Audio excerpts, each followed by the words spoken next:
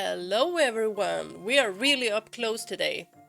But that is because we are gonna read. Gonna read the anecdotes and... Ooh, what was the name? World Underneath, I think. So that's why we are up close.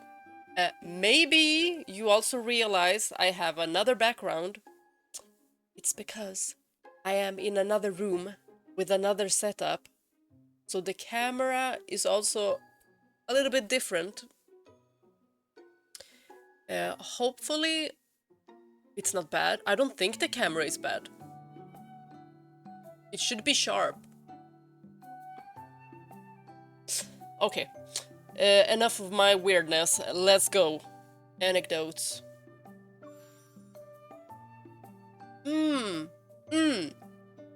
Huh. Should I begin with Xavier? Should I? And then just go down from Xavier to Zane to Raphael. Raphael has got a lot of anecdotes to read. So, yeah. We'll go with Xavier. Oh, we don't have that much. Passing by. Maybe this is how we're supposed to read it? Like chapter 1 on everyone? Is it? Oh god damn it. Oh, okay. You know what? Enough of me talking, let's go. Write an essay titled When I Grow Up, I Want to Be a... to understand the kind of job you want to do. After reading his son's homework, his son's homework assignment for summer vacation, Ulysses asks, "What do you want to be when you grow up, Frankie?" 7-year-old Frank's eyes sparkle. "I want to be a deep space hunter." He jumps up and down. "I'm gonna defeat wanderers like this. Swish, swish, swish, swish, swish. They're so awesome." Ulysses looks a little surprised. Really? Really? Smiling, Ulysses pulls his son onto his lap.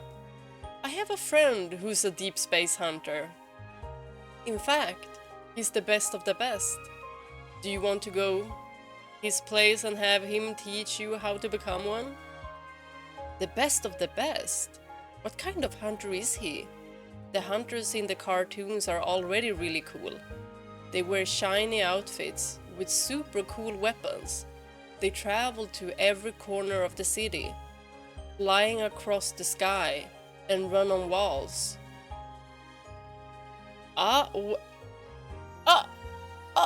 Guys, look! Chapter 2 can be unlocked. Oh, my bad. My bad. I just have to begin from one. I'm so stupid. Oh god. Let's go. A single move is enough to amaze the whole world. If there's a hunter better than them, doesn't that mean he'd be cooler? Following Dad to his old friend's house, Frank watches as the door opens. What the frick happened with my camera? I heard that, camera. I heard you. Do not quit on me. Frank watches as the door opens. He's filled with longing and anticipation. Then, he's stunned. The man inside is wearing a pair of white slippers and regular pajama pants. There was no shiny, golden outfit. He didn't transform. He wore normal clothes, and he has a lopsided sleeping mask with stars on it. Of course! He still looks a little tired after yawning. This person is a deep space hunter? He talks to Dad, but Frank doesn't pay attention. He could see the question mark on the man's face. It changed into an exclamation mark, and then ellipses. Ellipses. After that, he kneels down to look Frank in the eye. Hello, my name is Xavier. His voice, it doesn't seem like he would shout a catchphrase. Frank's heart beats frantically in his chest. He grabs the hem of his father's shirt and says, I'm Frank. He looks at Xavier's hair. Grandpa? But looking at Xavier's face, he's unsure. Uncle? Xavier lowers his head, scratching his neck. Xavier is good enough.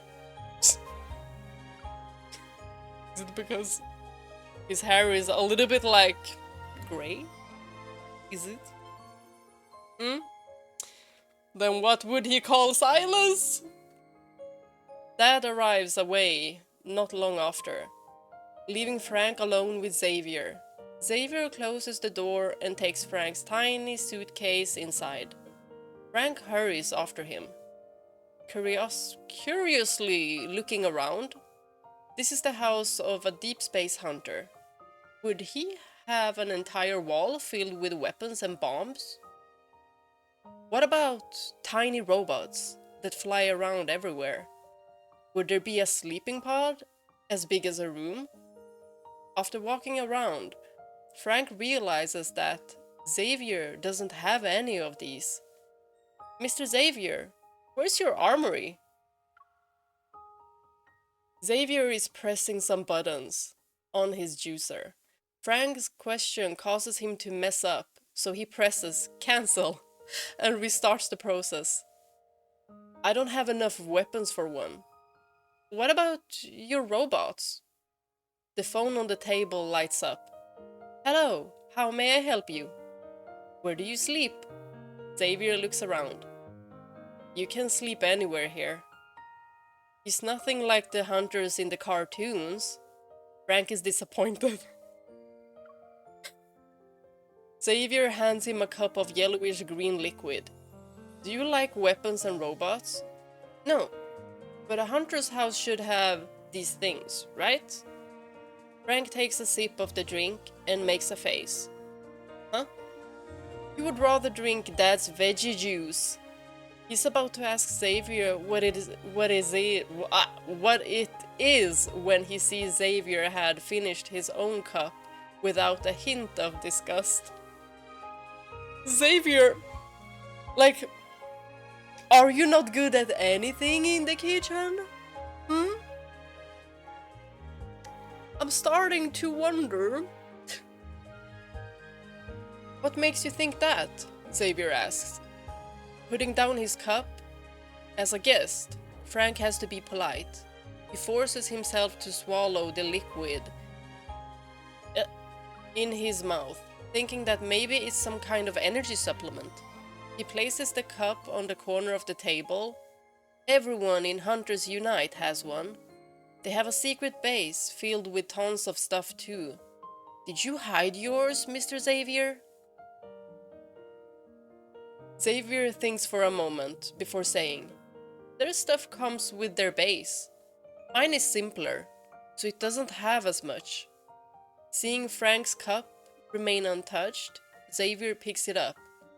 Do you not like juice? Frank's eyes widen. That was juice! Everyone in Hunters Unite is so strong. You can find them on the top 10 hunters list. Xavier probably wasn't picked to join them. No matter what kind of hunter he is, he should be going out every day to defeat wanderers and save the world, right? Frank gathers himself again and gets ready for the big battle with Xavier tomorrow. But the next day, when Frank looks for Xavier in the morning, he finds him asleep in the living room. Wearing a jacket, Xavier has one of his hands hanging off the couch. His brow furrows. In the bright sunlight, stuff shimmers on his shoulder. They remind Frank of specks of light, or even pieces of glass. Where did Xavier go last night? What did he do? Frank decided to ask Xavier when he wakes up. However, Xavier doesn't move for a long time. He doesn't toss or turn and manages to make Frank sleepy. Frank waits and waits until his eyelids start to droop. Oh, too fast. When he opened his eyes, Frank sees Xavier in the foyer, hand on the doorknob, ready to head out. He comes back to his senses, knowing the moment he's been waiting for is finally here. Frank runs over. "Where are you going, Mr. Xavier?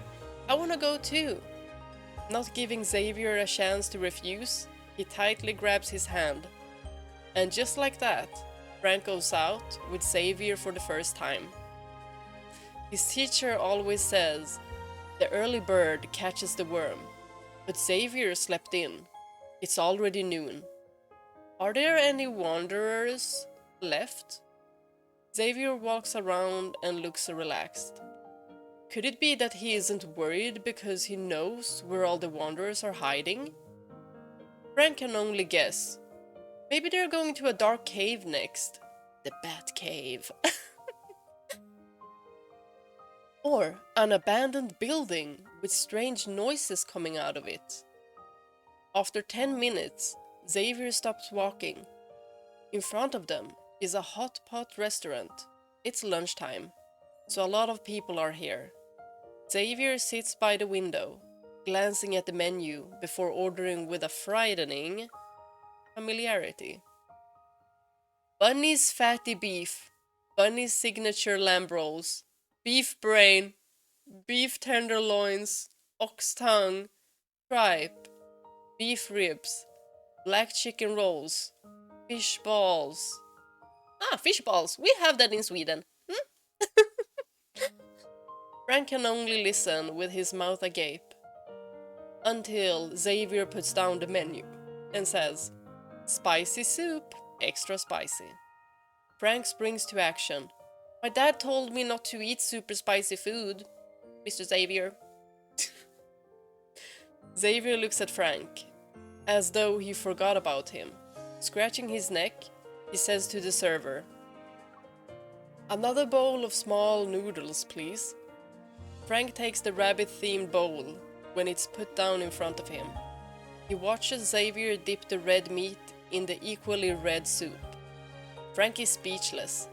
He quickly snaps out of it, though when he realizes something, you need a full stomach to fight vicious wanderers. Otherwise, where else would you get your energy? Everything Xavier does has a reason, so Frank happily eats his noodles. He puts his bowl down and stares at Xavier. Are they going to fight wanderers now? Frank was wrong again. Half an hour later, they arrive at a supermarket. Frank's like, why is this so normal? This stuff I do. Frank was wrong again. Half an hour later, they arrive at the supermarket. Xavier pushes around a shopping cart, passing by the numerous aisles in the store. He browses the shelves slowly, sometimes even asking for Frank's opinions. "Which one do you think is better?" Xavier asks. 30 minutes later, they arrive at a bookstore. Behind the counter is a scary-looking man with a large beard who smiles at them. Frank hears the man talk to Xavier like they're the same age. Then he says something that he doesn't understand. "What's a vegetarian? What are meal plans?" Then, finally, Xavier leaves the store and takes Frank. Home, Frank is at loss. Where are the wanderers? Why would a hunter like Xavier not fight wanderers? Frank thinks, then realizes that like children getting 2 days of holiday after 5 days of school, Xavier doesn't fight wanderers every day. So once Xavier is done resting, he'll go fight wanderers, right? This kid is cute. With that, Frank waits and waits and waits. But still, he never sees Xavier, the best of the best, go out to fight wanderers. Instead, all he gets is the rapidly approaching end of his summer vacation. A week later, unable to wait anymore, Frank takes out his homework assignment and starts writing. Deep space hunters will sleep until noon every day. When they wake up, they have lunch. After lunch, they either walk around outside or stay at home to watch TV. Sometimes they fall asleep watching TV.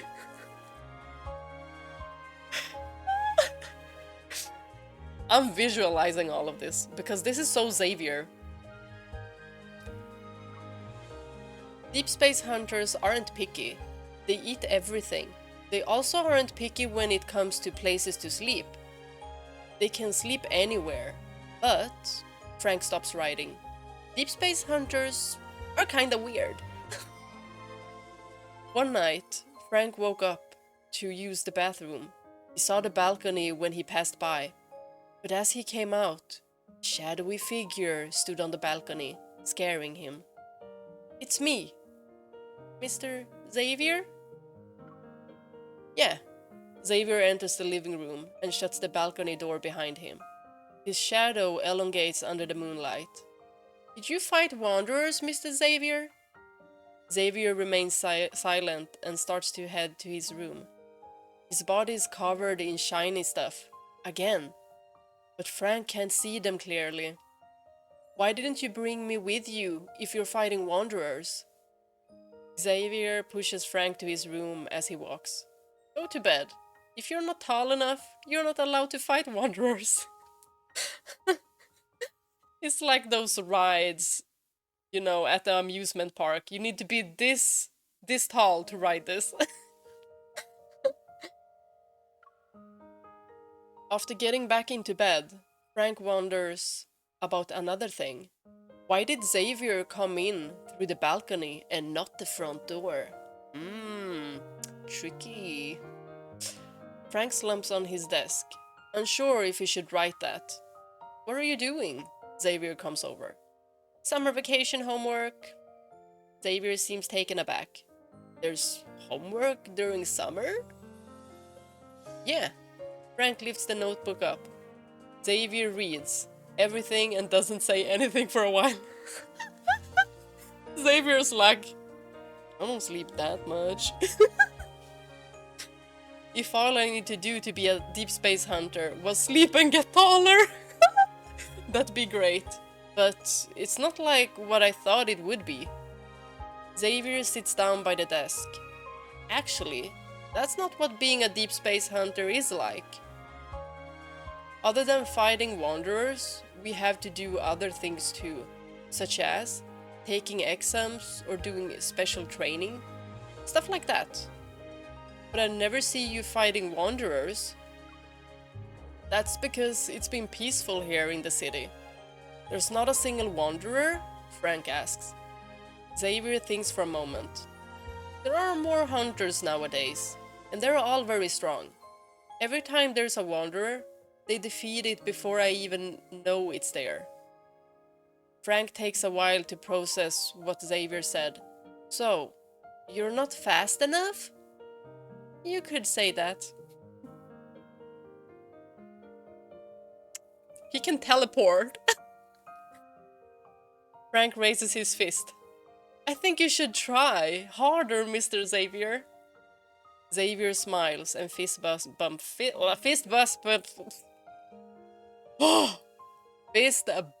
him. All right. Oh my gosh, it is too late for me to read, but you know, gotta read. When do you have exams? I don't have exams. What about training? Nope. Frank writes the following. Deep space hunters don't have exams. They also don't need to train. Xavier grabs his pen. I don't have to train right now, Xavier says after a long while. But I can work one session in. Frank is excited. Can you teach me how to fight wanderers, Mr. Xavier? Teach you? Before Xavier can change his mind, Frank says, "Master!" Xavier doesn't argue with him. "Just call me Xavier." Chapter 5: The Real Battle. It's sunny the next day. There are several groups of people in Lincoln Central Park, walking and picnicking. I was about to say, walking and panicking. But picnicking. Children around the same age as Frank are running across the field or playing around the playground. Xavier puts his bag on the grass. He sits down and starts taking things out. Choose one. Seeing all sorts of weapons laid out in front of him, Frank is amazed. Without any hesitation, he grabs a small wooden sword. "I want this one." He swings the sword a couple of times. Then notices Xavier picking up a stick. "We're sparring, right?" "Are you looking down on me, Mr. Xavier?" "If you can knock this stick out of my hand, then I'll swap to a better weapon," Xavier says. 10 minutes later, Frank is out of breath. "Xavier, maybe you should have gone easy on him." Xavier sits, unmoving, with the stick still in his hand. "A sword doesn't suit me." Frank throws it away and picks up a water gun. Smart, Frank! He rushes to the fountain to load his ammo and comes back, chest puffed. Xavier, as calm as ever, swaps his stick with a paper cup. Another 10 minutes pass. Frank accidentally squirts himself with water. Xavier pours out the water in his cup, his body completely dry. "A gun doesn't suit me either." Frank tosses the water gun away and gets a pair of maracas. I'd also be like, na-na-na-na-na, maracas, maracas. Xavier picks up the stick again. He breaks it, holding each half in both hands. Another 10 minutes pass. Frank is drenched in sweat. He's a little dizzy with the sun beating down on him, and his palms are red from training. Despite not having touched even a hair on Xavier's head, he's happy. This is the first time he's seen Xavier act like a deep space hunter. "Is this how you train to be a hunter, Mr. Xavier?" Unexpectedly, Xavier shakes his head. "No, but aren't you teaching me how to fight wanderers?" Xavier looks as if he hasn't heard Frank. He stands up and looks around. Frank asks again hurriedly, only to hear Xavier say, "You haven't even beaten me once." Critical hit. Frank stands there in shock. All the doubts he had earlier return. This so-called hunter doesn't own anything cool. He doesn't have any weapons or fought any wanderers. He's always doing strange things. He even lied about training him.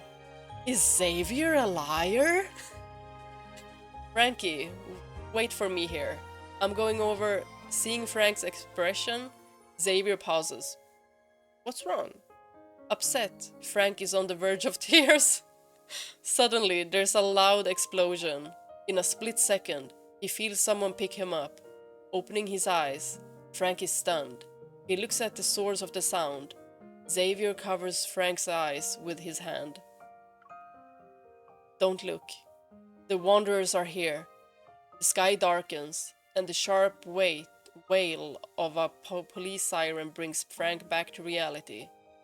"Wait here, and don't run outside the light."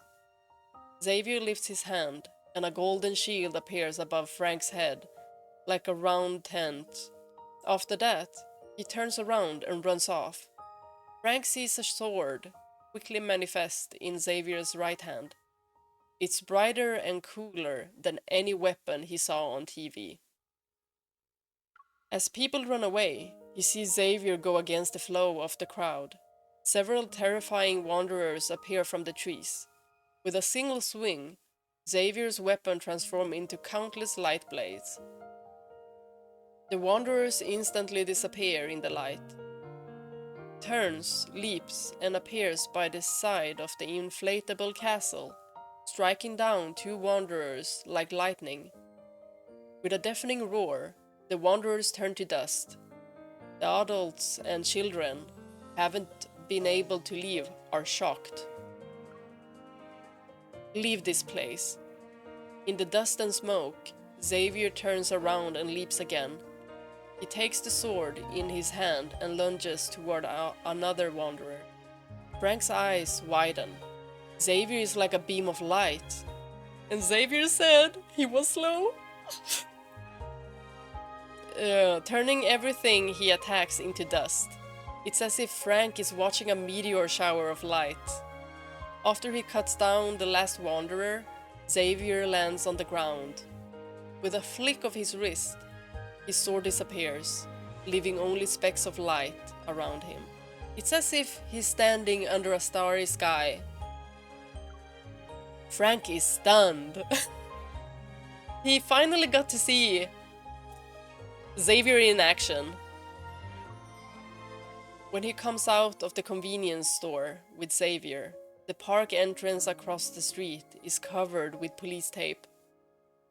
Police cars and ambulances are everywhere, and people with cameras are also running around. Everything is a mess. Eat this. We'll go home after. Frank takes the ice cream cone Xavier gives him. It's a sweet treat to calm his nerves. Why didn't you tell the police that you're the one who got rid of the Wanderers, Mr. Xavier? Frank feels a little sad.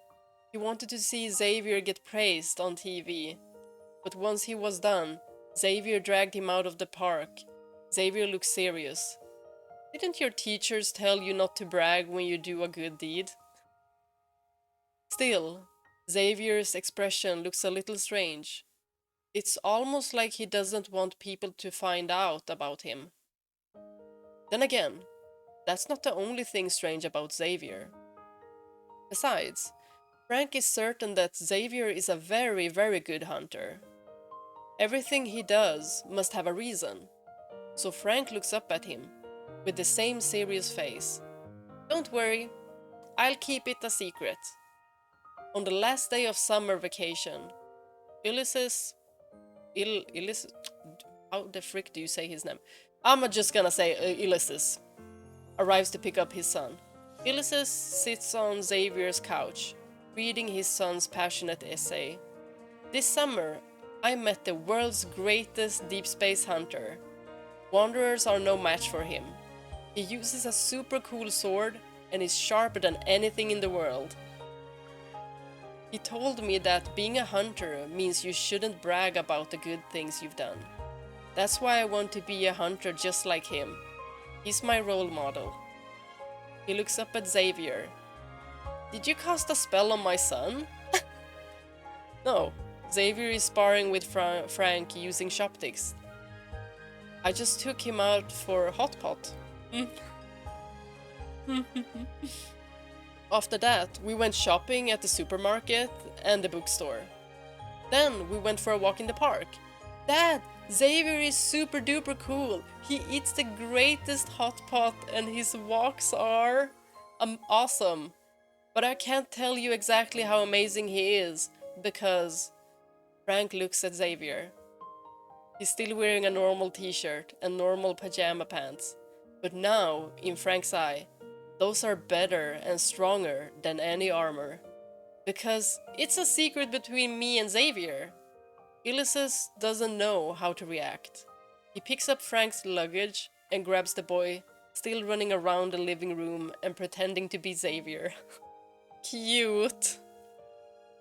He doesn't know what kind of secret his son agreed to keep for Xavier, but whatever. It's not on Frank. After all, when Ulysses was younger, he was also fooled by Xavier. Oh my gosh, this was such a sweet story! Oh, and we have... Where is it? There. Ooh! Level 33! What is happening? My hair is just stuck everywhere. Not just stuck, but it's like electric. Ooh, get that. Oh, crystal. Exactly what I needed. I've been needing these for the next banner. And the next banner is what was it called? When Tides Echo. I think it's called like, is it Myths? Whatever. I'm gonna get it. I'm gonna get both of those cards, both of them. Let's continue reading. I'm just gonna take a quick break. Okay, we are gonna continue. I got a new light. I don't know if that's working because this room is rather dark, and I don't have my regular lights, which usually makes the camera quality even better when you have better light. But never mind, never mind. I'm reading, so it is better for the eyes.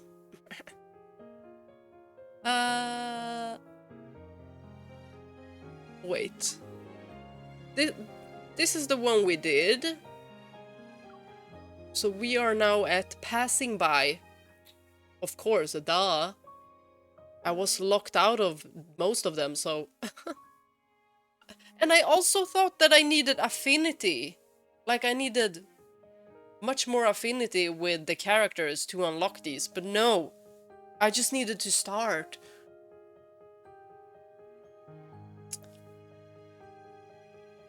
Let's just go. Team 013.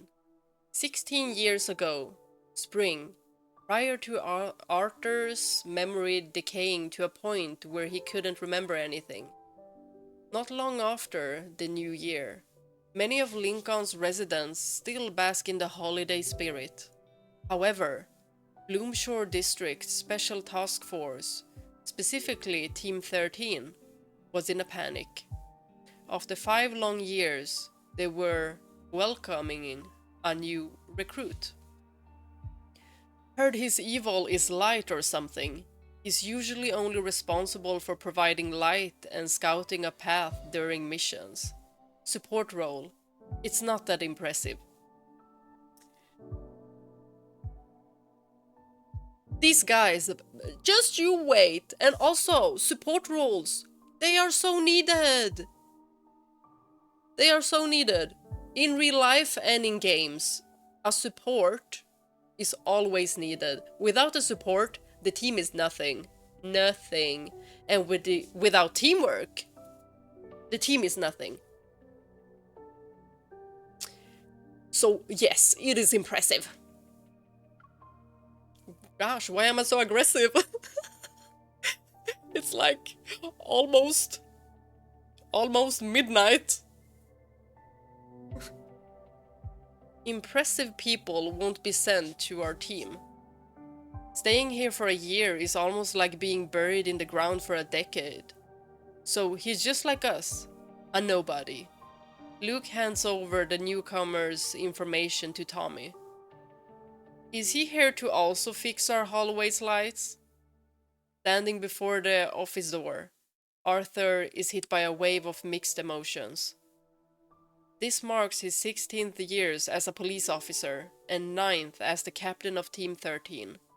In his younger days, his passion led him to numerous accomplishments, but a severe injury from a high-risk mission 5 years ago significantly diminished his mobility, having recovered since then.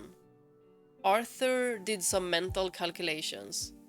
Even at the risk of reputational damage, he must utilize the energy of new blood to somehow mold his group of misfits back into shape. Attention everyone! Arthur swings the door open, breaking the shady atmosphere. 3 o'clock in the afternoon. The rookie will report for duty. We only got 2 hours left, so we need to start preparing. Tommy, are you working? There. Are you working part-time as a junk collector? This pizza box has been here for weeks. Throw it away. Ooh, for weeks? Hopefully there's, like, no rest of the pizza, because that would smell. Arthur is completely oblivious to the neck pillow he's still wearing. And this figurine on your desk. Luke, I've told you not to bring this into your office. I have these on my office. But nobody said nothing. It makes us look bad. Team 13 is at the bottom of the hierarchy. After numerous reshuffles, they have been whittled down to a single captain, 2 officers, and a support technician, who has just submitted a transfer request. They're hardly what one would call a team. In their early years, they made a name for themselves by solving several major cases. However, their present has nothing of their past luster. Marked by a lack of talent, their reputation has taken a hit due to failed investigations. When their department relocated, they were left behind to handle the task of sorting through a plethora of old files. To this day, they still inhabit. I read it right. The old building. As time passed, they were all but forgotten.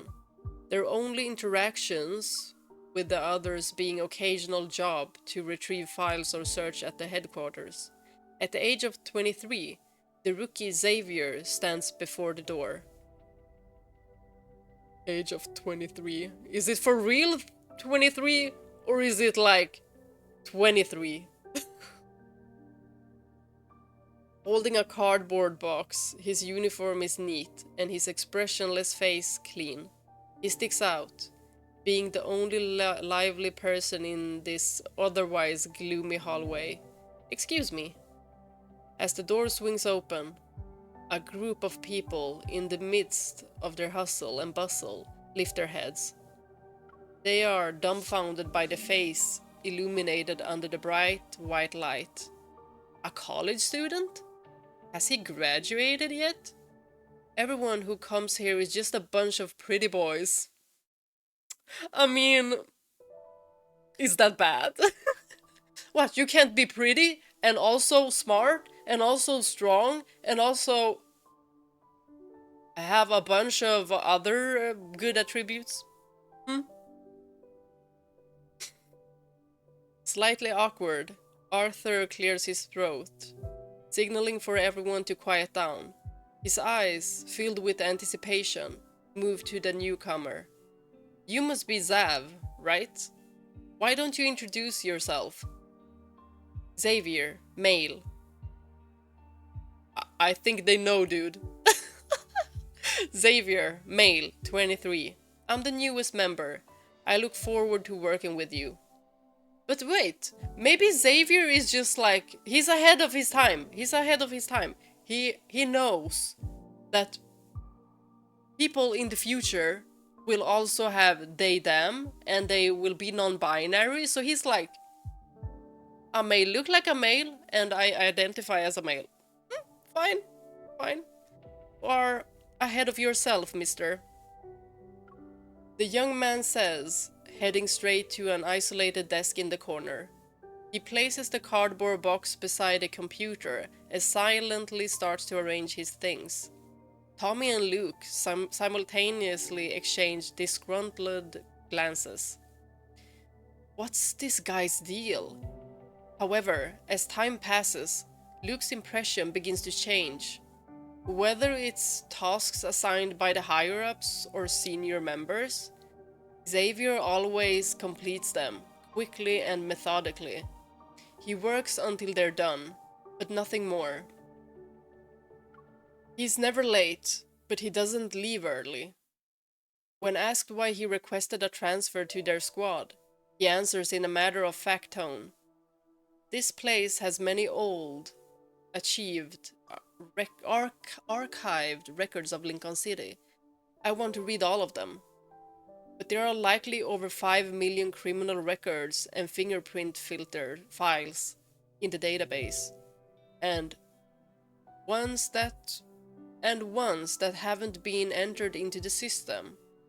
The files from the beginning of this century alone probably amount to tens of millions of pages.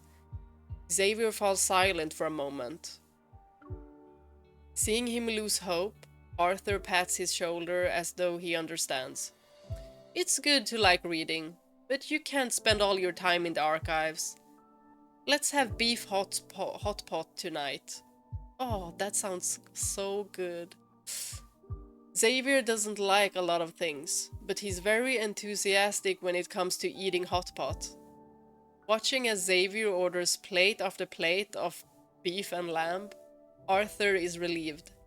Knowing a person's favorite things is basically getting closer to them.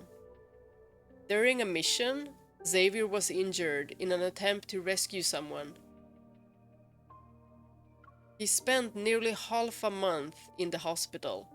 After being discharged, he insisted he didn't mean to rescue that person. He even claimed the incident had traumatized him. He ended up applying for a desk job as a logistics administrator.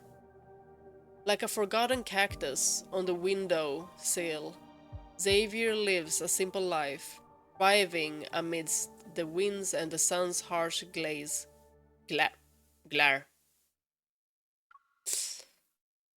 Xavier always tidies. Oh my god. I was gonna read. Xavier always tidies up. Is it because I've been watching that myth banner with Raphael, the sea god myth banner? Maybe. A couple of 10, 50 times. And there's a lot of titties. Yeah. Let's continue. Brain, please, we are in reading mode. Erase Raphael's titties out of your head. 1, 2, 3, let's go. He helps Luke whenever the hallway lights are broken. Despite Xavier mostly keeping to himself, people find he's actually quite easy to get along with. His evil is even more useful. Sometimes, for reasons unknown, a flash of light causes the criminal they're chasing to unexpectedly drop to the ground. Our target this time is an old friend, Lawrence. Team 13 has its usual mission briefing. Silence hangs in the air for a moment, before Arthur awkwardly clears his throat, pointing at the image on the whiteboard with a laser pen. You all know what he looks like. The Skyhaven boys learned Lawrence recently returned. Let's keep a close eye on him and proceed with caution. Lawrence made his fortune selling evil hallucinogens, distributing his supply to major entertainment venues in Lincoln City and Skyhaven. Whether he's smart or has someone else guiding him, they always arrive either too late to find him or the goods are gone. They can never catch him. Several of their meticulous planned operations were ruined too. Just last month, Arthur was disheartened, declaring that if they failed again, it would be handed over to another team. Tommy understood this was a subtle hint from the higher-ups that Team 13 didn't need to continue existing. Our mission this time is rather unique, Arthur says, surveying the group. According to a reliable source, Lawrence will be at the newly opened Palace bathhouse next month. What bathhouse? The purpose of this meeting is to select an undercover agent. His eyes brim with anticipation. They are to disguise themselves as an employee.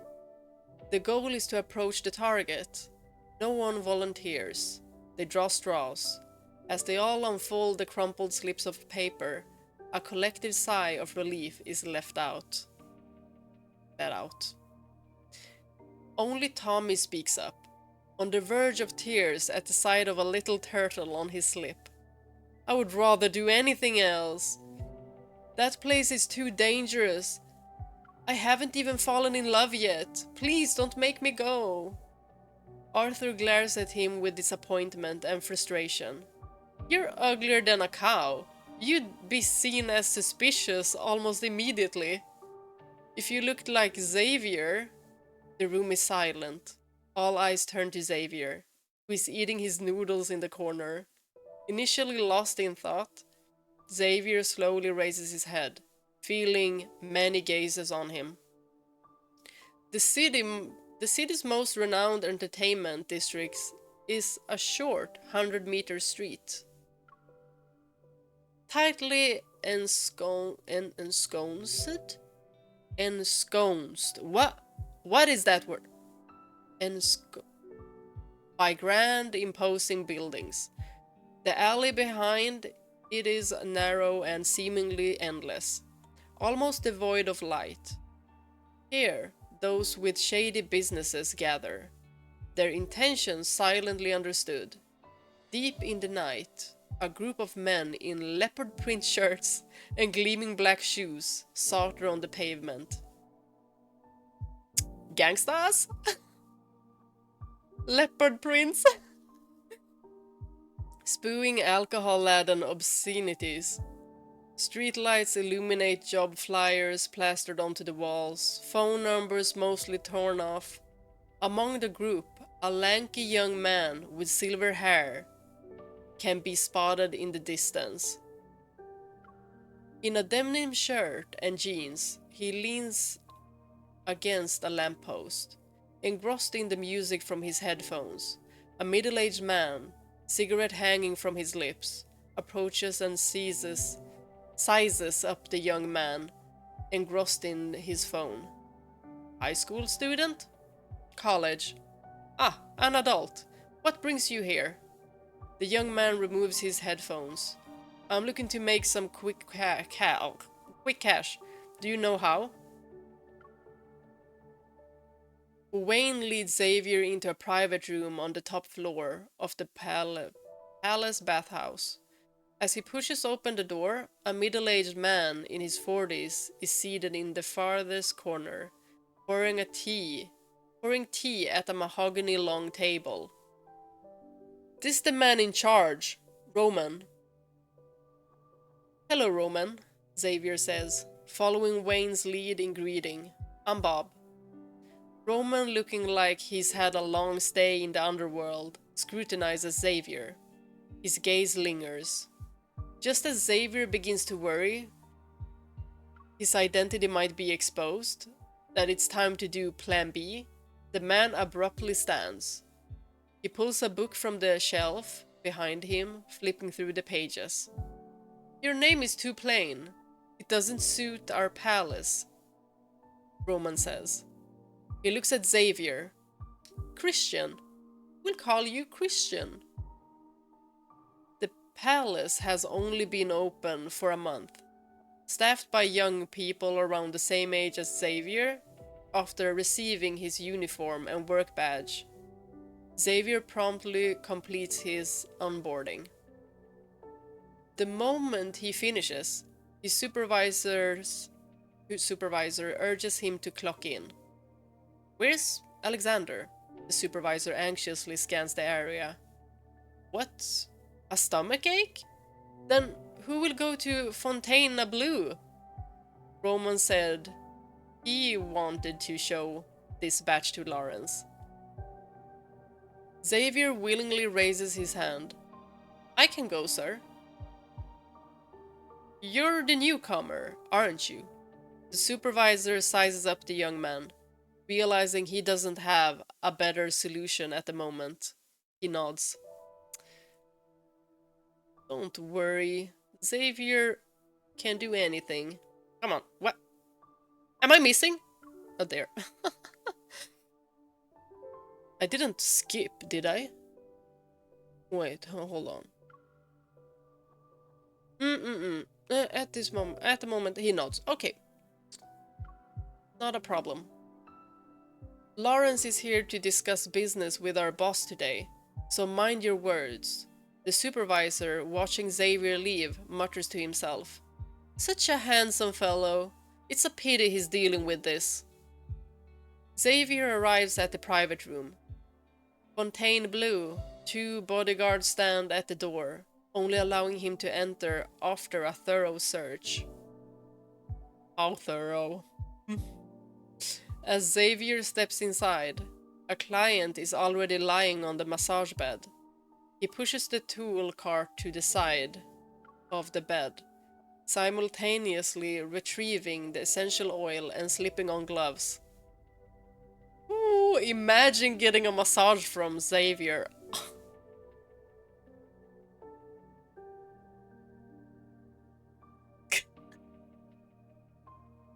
Hello, is this your first time here? Could I interest you in a membership? Hands press onto the man's spine. The 3rd vertebra, 5th. By the time they reach the 7th, a strong pressure causes Lawrence to almost scream from the pain. As he tries to lift his head. No! Am I getting hiccup?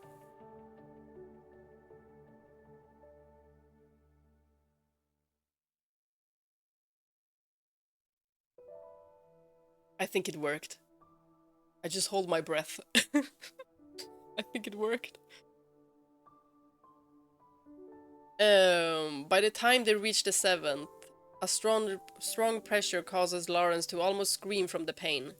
As he tries to lift his head, he realizes he's being held down. He can't move. Where's your supply? Who are you? Lawrence gasps. Let go! Let go of me! Help! Ouch! Someone breaks through the door, and a group of guards instantly appear at the entrance. Xavier looks at them and releases Lawrence. Don't you know whose turf this is? Lawrence snatches a gun from one of his men. The others also raise their weapons, all pointed at Xavier. He slowly removes his gloves, leaving everyone unsure of his next move. For a moment, no one moves. Without even seeing Xavier move, some of the men are knocked down by a sudden burst of light. Support roll, eh? The young man holds a sword seemingly forged from moonlight itself. By the time Lawrence comes back to his senses, all of the men around him have been taken down. Xavier walks up to the man, kicks him, then uses the sword to lift his chin. Can we talk? By the time Luke arrives as backup, Xavier stands alone amidst a circle of fallen bodyguards. In the corner, Lawrence is tied up with bedsheets, his neck at an odd angle. Xavier? Did you take out everyone in this room? No. Xavier walks down the corridor, pulling Luke by his collar. They ran into my sword.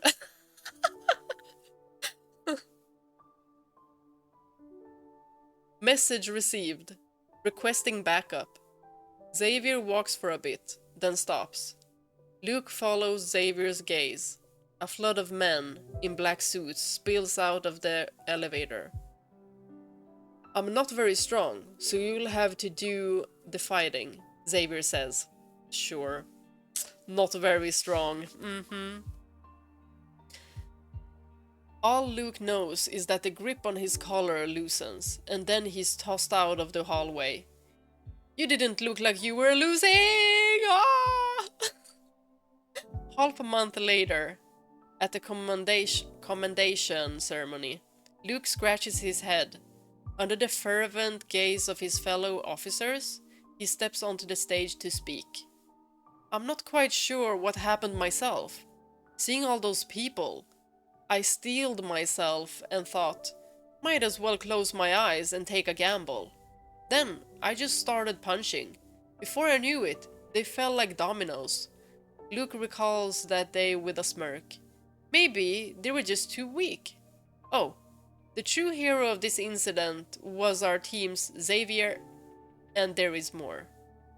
A month later, Polar Bear, notorious for selling illicit evil drugs, shows up at the doorsteps of the police station. He was tied up, weeping and confessing his sins. Another 2 months. Cash, who had been using his evil to do telecom scams, is found live streaming on MeTube. Is not me. Is not me. Dramatically slapping himself, tears stream down his face as he implores everyone not to trust calls from unknown overseas numbers.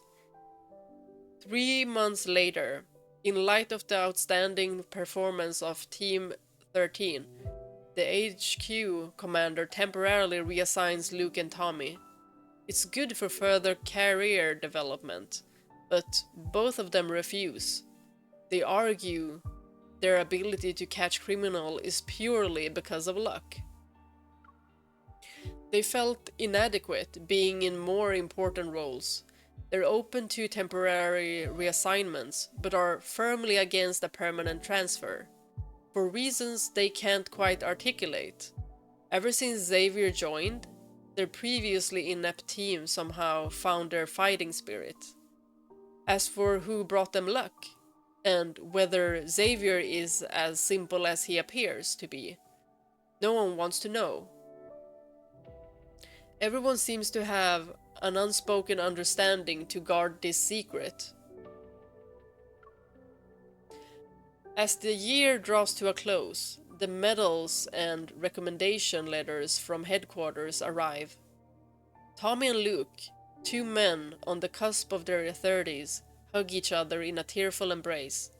For a moment, it's unclear whether Luke is crying from being overwhelmed or from panicking, prickling pain of Tommy's wire bristle stubble. After years of being underdogs, recognition finally come, reigniting the dreams of many. Luke pushes Tommy, rubbing his own reddening cheek. When Tommy goes to hug Xavier, Xavier places another pot of cactus on his desk, creating a barrier between him and others. Tomorrow is New Year's Eve. I haven't finished sorting out this year's files yet, and I won't be able to make it home again. Hey, I'm going to be home alone too. Someone's going to have to keep watch. How about we do this together? Xavier, will you be here tomorrow? Seeing Xavier about to shake his head, Luke quickly adds, there's plenty of meat. You can eat as much as you want. Okay.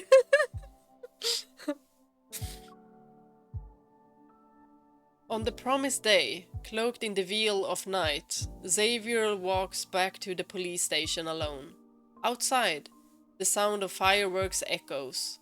Inside, the break room buzzes with warmth and growing merriment. At the heart of the table is a hot pot. Luke has brought freshly wrapped dumplings from home, sparking a debate with Tommy about whether pork-filled or seafood-filled dumplings taste better. Arthur calls out to Xavier, "Why are you standing there? Come in and help put up the window decorations while the food cooks." Once the dumplings are eaten, snow begins to fall again. The room is very warm, prompting Xavier to step outside for some fresh air. Not long after, Arthur follows him, handing him a can of beer, while lighting up a cigarette. Last month, while doing inventory, I found a file missing from the archive. he says, exhaling a smoke ring without glancing at Xavier. SD 1994-0122, an event that happened decades ago. The involved party is long gone, and the office gave up looking into it. I wonder who still cares about this case. Xavier watches him in silence, patiently waiting for what will be said next. I immediately requested for your personal files from HQ. They were impeccable. Even during your time here, your actions have been anything but disappointing. There was a match in the portrait database. I found this. Arthur turns to Xavier, handing him a picture. In the faded, yellowed photograph are the traces of a man with silver hair. His figure is tall, slender. All that remains is a blurry, white silhouette. Everyone has secrets, he chuckles. Exhaling a ring of smoke, the older we are, the less expectations we have for the new year. Regardless of our days, life continues in its steady, monotonous flow. We hope you choose to stay. Wait, did something happen? No. It's still recording, right? Wait. Yeah. We hope you choose to stay. Through the floor-to-ceiling window, a group of people can be seen mimicking the TV anchor's lively dance, exclaiming, "Happy New Year!" Xavier sighs, wondering if these people are truly capable of being a competent team. He lifts his head, staring at the New Year's fireworks that burst at the stroke of midnight above 1,000 high-rise buildings. It's time for him to leave.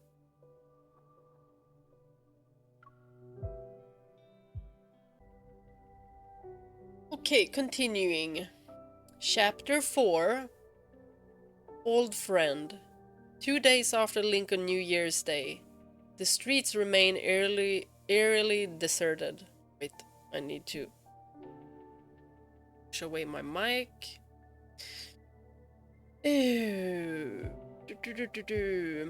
Xavier slips the missing file into the mailbox downstairs, then proceeds to feed the stray cats nearby before climbing up the stairs to his apartment. During the time it takes for rice to heat up, Xavier steals a glance at his phone. Finally, after 24 hours, he finally receives a response to the message he sent last night. "Noah, aren't you going to ask what I'm going to do with this?"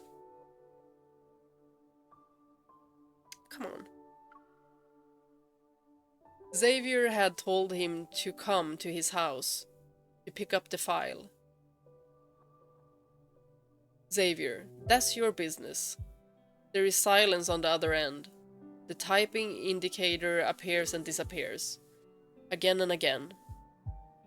Xavier stares at his phone, waiting. It's not until the microwave dings, signaling his food is ready, that the message is sent.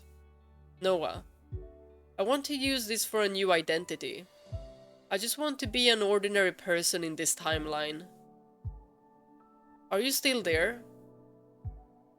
Do you think it's funny? I don't blame you. I agree.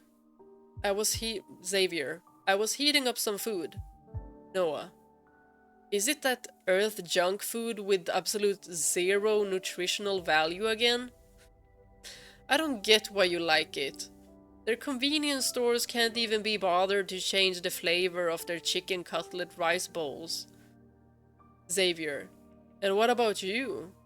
You mentioned how you are not acclimated to the climate, and you are not fond of the food, but you fell in love with someone here. There's nothing wrong with that. Noah, enough about me. Are you really going to wait for that person? Xavier, yeah. Noah. How long are you going to wait? 10? 100? Or 1000 years? Something's messed up with the slip space during the backtrack. The spaceship couldn't handle the deep space tunnel fluctuations. Noah. Both she and the ether core vanished without a trace. For all we know, they might already be cosmic dust. Xavier. I know. Noah. Even if you press on, you're not going to get the outcome you're hoping for. Suddenly, the deafening sound of fireworks resounds outside. Xavier looks into the night. Some windows are adorned with festive decorations for the new year. The outline of these decorations, bathed in a soft yellow glow, paints a picture of safety and warmth as silhouettes move within. Xavier walks to the door and activates the intercom's visual screen, revealing the figure of a young man. He presses a button. It's in the mailbox. Take it and go. You. The young man is startled. He looks from left to right before he composes himself. He focuses on the camera. Goodbye. Wait, I have something to say. With a certain resolution set in his heart, he stares at his former friend on the other side of the screen. Be careful. They're going to find you. Lingering in one place for too long always leaves noticeable traces. Xavier has certainly thought about this. Over the years, he has walked many paths, only to realize that there is no real difference between them, despite their inevitable end. These paths are still worth treading. The fire blazes with such intensity that it leaves no chance for survival. Everything burns, leaving nothing behind. He decides to die in this fire. Xavier turns his gaze to the abandoned factory, which appears much like a military base. The criminal shows a good place to hide. He drags the unconscious man onto the snow, retraces his steps, and discards the man's identification and baton in a corner. The signs of a struggle have been set. The flames surge even higher, lightening the night sky. A few residential buildings are lit, and soon the urgent wail of a siren echoes from afar. At the bus stop, Xavier watches a police car speed by. As he prepares to board the bus, there's a cry behind him. He turns and finds a little girl sitting alone at the corner of the road, under a streetlight. The girl is young, a dirty rabbit plushie lying at her feet. Upon seeing someone approach, her sobbing gets worse. Are you lost? Did you run away from home? Never mind. Cry louder so they can find you when I'm gone. Why are you so mean, mister? The candy in your mouth hasn't even melted yet. You haven't been away from home long, have you? Xavier approaches her, brushing the snow off her head. Since you live nearby, you should hurry back. And what about you? The little girl looks up at him, her curiosity overpowering her fear. Did you run away from home? What is that shiny thing around your neck? Xavier rubs his neck, choosing the easiest question to answer. I'm leaving soon. What a coincidence! A voice suddenly rings out from the other side. A young man, leaning against a sign that reads "Closed," stares at Xavier with an air of enthusiasm. He has silver hair, much like Xavier's, though he seems slightly younger. Long time no see. It has been a long time, Xavier says, looking at his former friend. You followed me all the way here to let me know? It must have been hard. I'm curious how you managed to elude us. His friend walks over, hiding in plain sight as an inconspicuous guy. It's not much different from what I imagined. I thought you'd kill them before leaving. He shrugs, a twinkle of amusement in his eyes. You abandoned them, just like the backtrackers. How are you going to cover your tracks this time? Kill me? Or let me... Before he finishes speaking, a dazzling light flashes. When his vision clears, Xavier and the little girl are nowhere to be found. The man stares at the footprints in the snow and grimaces. A blade of light materializes in his hand, and he hurries to follow the faint energy ripple. Just a street away, Xavier lands in a narrow alley. Cradling the girl in his arms, the flurry of snow he makes conceals their footprints. He picks up the fallen rabbit plushie, brushes it off, and hands it to the girl. If anyone asks, say this rabbit helped you. Is that why Xavier has rabbit ears in some of the official art of Love and Deepspace? Has to be. The little girl clutches her bunny tightly, nodding. You're very handsome. When I grow up, will you be my boyfriend? No. Why? Do you like someone already? Xavier hums softly, turning a blind eye to her sad expression. He hurries out the alley. I'm leaving now. You can watch the shooting stars later. I love that he was just like, no.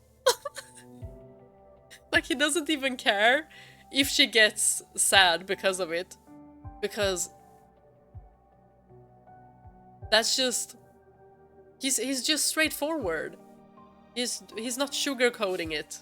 Because he also knows that he doesn't have to. And he doesn't feel like a person that sugarcoats. He just tells it how it is.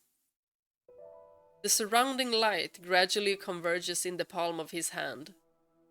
The street light nearby, the searchlight in the distance, and the light from every window of the surrounding skyscrapers suddenly go out. And even the moonlight dims. The city is plunged into darkness. The sound of footsteps stops, then draws closer. Xavier opens his eyes, but he doesn't turn to face the person behind him. Instead, he gazes at the sky.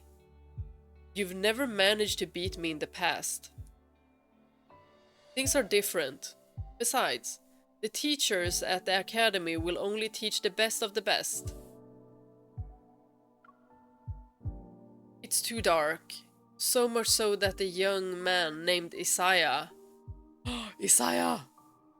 can barely make out Xavier's silhouette.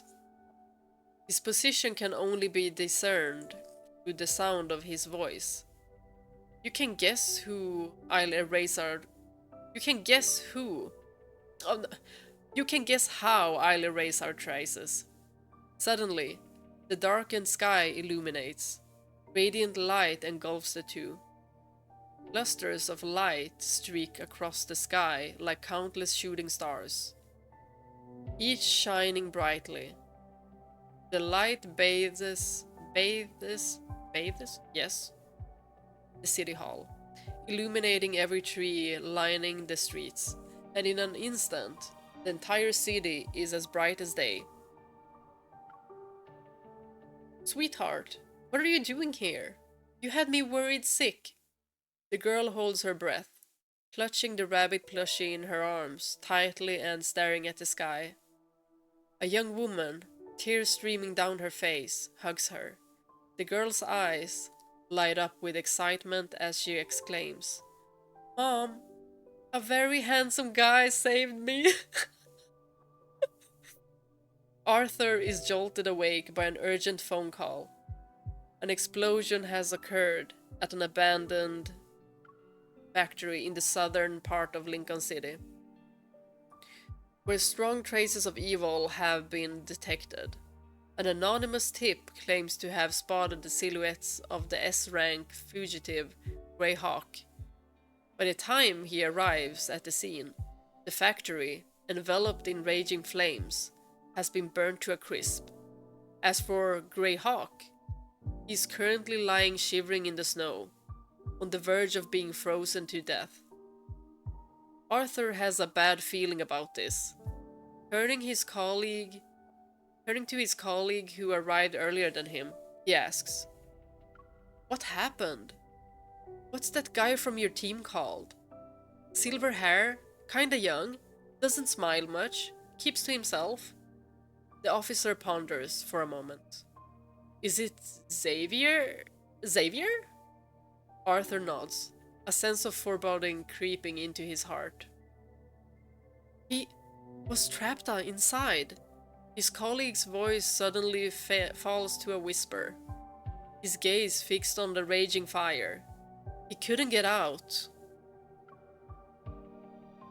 The entire city is blanketed in pristine silver, devoid of any sound. The heavy snowfall ceased by dawn, leaving only sporadic snowflakes to flutter onto Xavier's face. The fresh, crisp snow crunches under his boots, each step becoming more heavy than the last. By the time he reaches his home, he can only lean against the wall and slowly sink to the ground. After such a long journey, it's time for a good night's sleep. During the winter, everyone talked not only about New Year's resolutions, but also about the shooting stars that suddenly appeared after the abrupt plunge into darkness. Some speculated it was an explosion of a neutron star, millions of light years away. Others suggested it was a Renaissance aircraft from a neighboring country being destroyed, or a new type of biological weapon. A day later, a team conducted a thorough search of the factory. Eventually, in an abandoned partition on the third floor, they find a police gun designated ST-1101 and some remaining identification documents. Xavier, 23, served in the Bloomshore Special Task Force of Lincoln City in the winter of 2033. He honorably sacrificed himself during his solo mission to apprehend the wanted criminal, Grey Hawk. These are much more interesting than I thought. I've read some of Raphael's, and those are also recorded. So, but I don't know in which order. Maybe I'll upload them in this order, like Xavier, Zane, Raphael, Silas, Caleb. Yeah, I'ma do that. Okay, I just had to eat something. Pushing my chair forward. There we go. And next. There we go. The Passing Spring, Chapter 6. In the year 2045, spring arrives. The day before New Year's Eve, Xavier finds himself in a cemetery on the city outskirts. Despite passage of time, the disaster from 11 years ago failed to ravage this place. The sun, however, has bleached the granite tombstones white. and the details of the deceased have been obscured by grass and blossoms.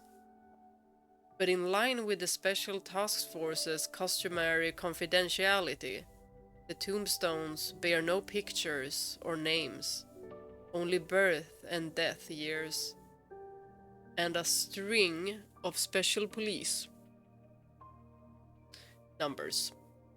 Why did I put my phone over here? I can't even see what I'm pressing. Wait a minute. Can barely see what I'm pressing now as well. Out there. And I move my mic a little bit like this. Okay. I think we're good. Initially, Xavier only remembered ST-1101. As the years passed, many people appeared. Some were old friends, while others were strangers. Some he had spoken to, and others he had merely encountered once before.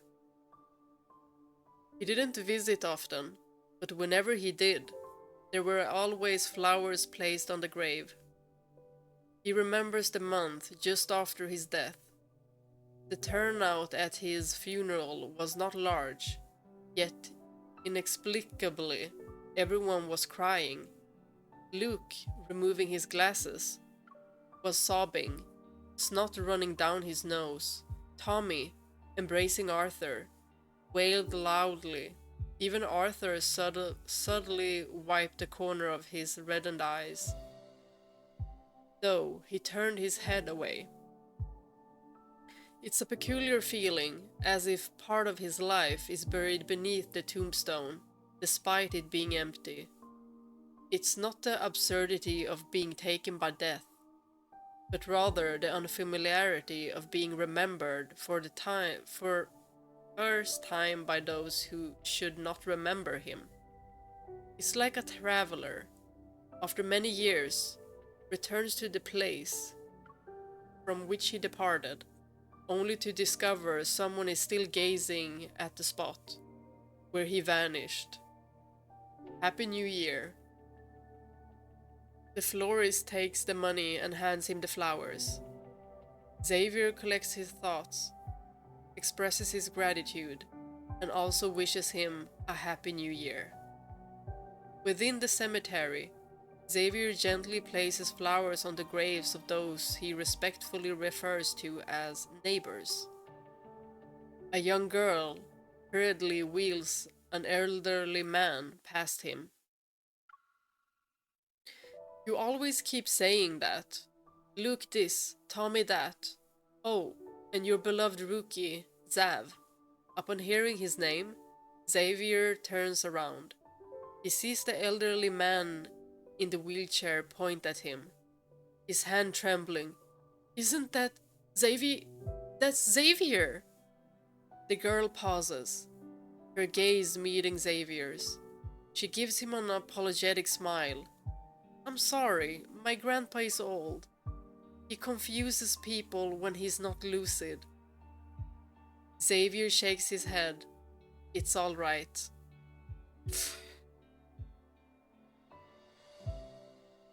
I wonder when this was unlocked. If someone could tell me when this chapter was unlocked, was it before I was like, oh, he's a time traveler, he's an alien? He doesn't age. He probably old as a bug. But he's still hot though, so doesn't matter. He doesn't say much, and the girl doesn't follow up. She simply leans in to whisper something into the old man's ear. Her voice is barely audible, but he hears her say, "Here for the same reason we are." The girl stops Xavier from leaving, smiling. "Excuse me, are you a relative of a police officer? Can I take your picture with my grandpa?" Xavier turns his gaze to the elderly man in the wheelchair and nods. He wheels the old man to the edge of the cemetery, beneath a lone pine tree. As the setting sun disappears, the overlapping shadows of the tree and the people stands upon the aged white brick wall. I may be old, but my memory isn't as frail as you might think. The elderly man in the wheelchair says slowly, "Long time no see." "Don't worry, I won't remember you for long." He laughs and coughs, gasping for breath several times. "In a few more years, when people ask about Xavier, I'll have forgotten about you." Not far away, the young girl raises her hand, flashing an OK sign. "Ready? Say cheese! 3, 2, 1. The camera clicks. After many years, he finally leaves a bit of himself in someone else's story. "Do you want a copy?" Xavier shakes his head. "All right then. Happy New Year," the girl says. She waves him goodbye and leaves with the old man. Xavier also smiles. Happy New Year. Oh my gosh, these anecdotes are so fun to read. And we get crystals! Oh, what did we get? Gold. Oh! Bold. Slash the meow. I still have Raphael's Slacker Pro. I haven't changed it for like forever. Christian. Oh, okay. The name that would fit Xavier. He kinda does look like a Christian. Or like John. Do you guys see it? Or Adam. Adam. I think so. Yeah. Let's go to the next one. Oh! College Xavier! Smart Xavier. Distant stars. Wait, this one is probably the special chapter one where we get to know about Xavier's lore. Has to be, right? So this is when that unlocked, I'm thinking. This is the 100th time I sneak a glance at Xavier. You must first pretend to look at the clock on the classroom wall. Then your gaze can slowly drift to his face. You have to calm down your beating heart and do your best to avoid his gaze. Is this MC? Or is this us? Yo, this is MC and us. Because how are we not gonna be here like sitting and giggling with these guys? Like, impossible not to. You have to calm down your beating heart and do your best to avoid his gaze. Otherwise, you'll be like me, caught red-handed, pretending to be nonchalant. I shift my gaze away from those tranquil eyes and turn around. According to the first law of cosmic attraction, when a person unwittingly looks at someone, there's a 98.8 chance it's because he's looking at you too. Perhaps I caught him red-handed as he stared at me. That's what I tell myself, in any case. 3 years ago, when Xavier first arrived at the academy, it was a rare sunny day. It was the year 214. 214 years have passed since Philos's birth. It also means 214 years have passed since Earth's demise. Oh. Our teachers, born during the age of Earth, said he had substituted Earth's extinguished core with a powerful, artificial one. This core holds fragmented land masses together, preventing them from scattering into the starry sea. So aside from more dust, more cloudy days, and cumbersome travel between tectonic plates, our planet isn't much different from the Earth of years past. My feet have never touched the soil of other places on Philos. Our plate, where the academy is located, is quite small. Also, unlike us, who were brought here after our evil awakened, Xavier was a transfer student.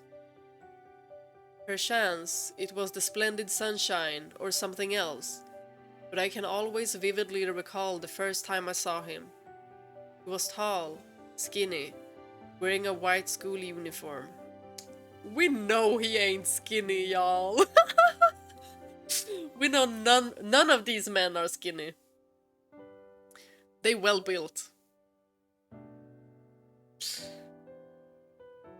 His eyes were a shade of light blue, as pretty as the sky that day. Xavier entered the classroom with a wooden sword strapped to his back. He glanced at the seating chart, walked to the last row by the window, and sat down without a word. Wait, how old are they? We're gonna know. And sat down without a word, serene and precise like light itself. Since then, other than thank you and excuse me, he and I barely talked. I got to know him through my classmates' words. They say he doesn't live on campus. On campus. Is it college? Because his family background is complicated, and many people have seen him surrounded by bodyguards. His rumors got even more outrageous and mysterious the more they are passed around. Yet the more enigmatic he is, the more curious I am about Xavier. I wish to know his thoughts when he's staring off into space during lecture, what he's listening to when he wears earbuds, where he goes to hone his swordmanship, and how he's talented in it, and how high his IQ is because he's always the top of the class, despite clearly never paying attention during lecture. There were times when I noticed him sleeping. I tried using my evil to resonate with his dreams. But whenever I do, I get too nervous and fail.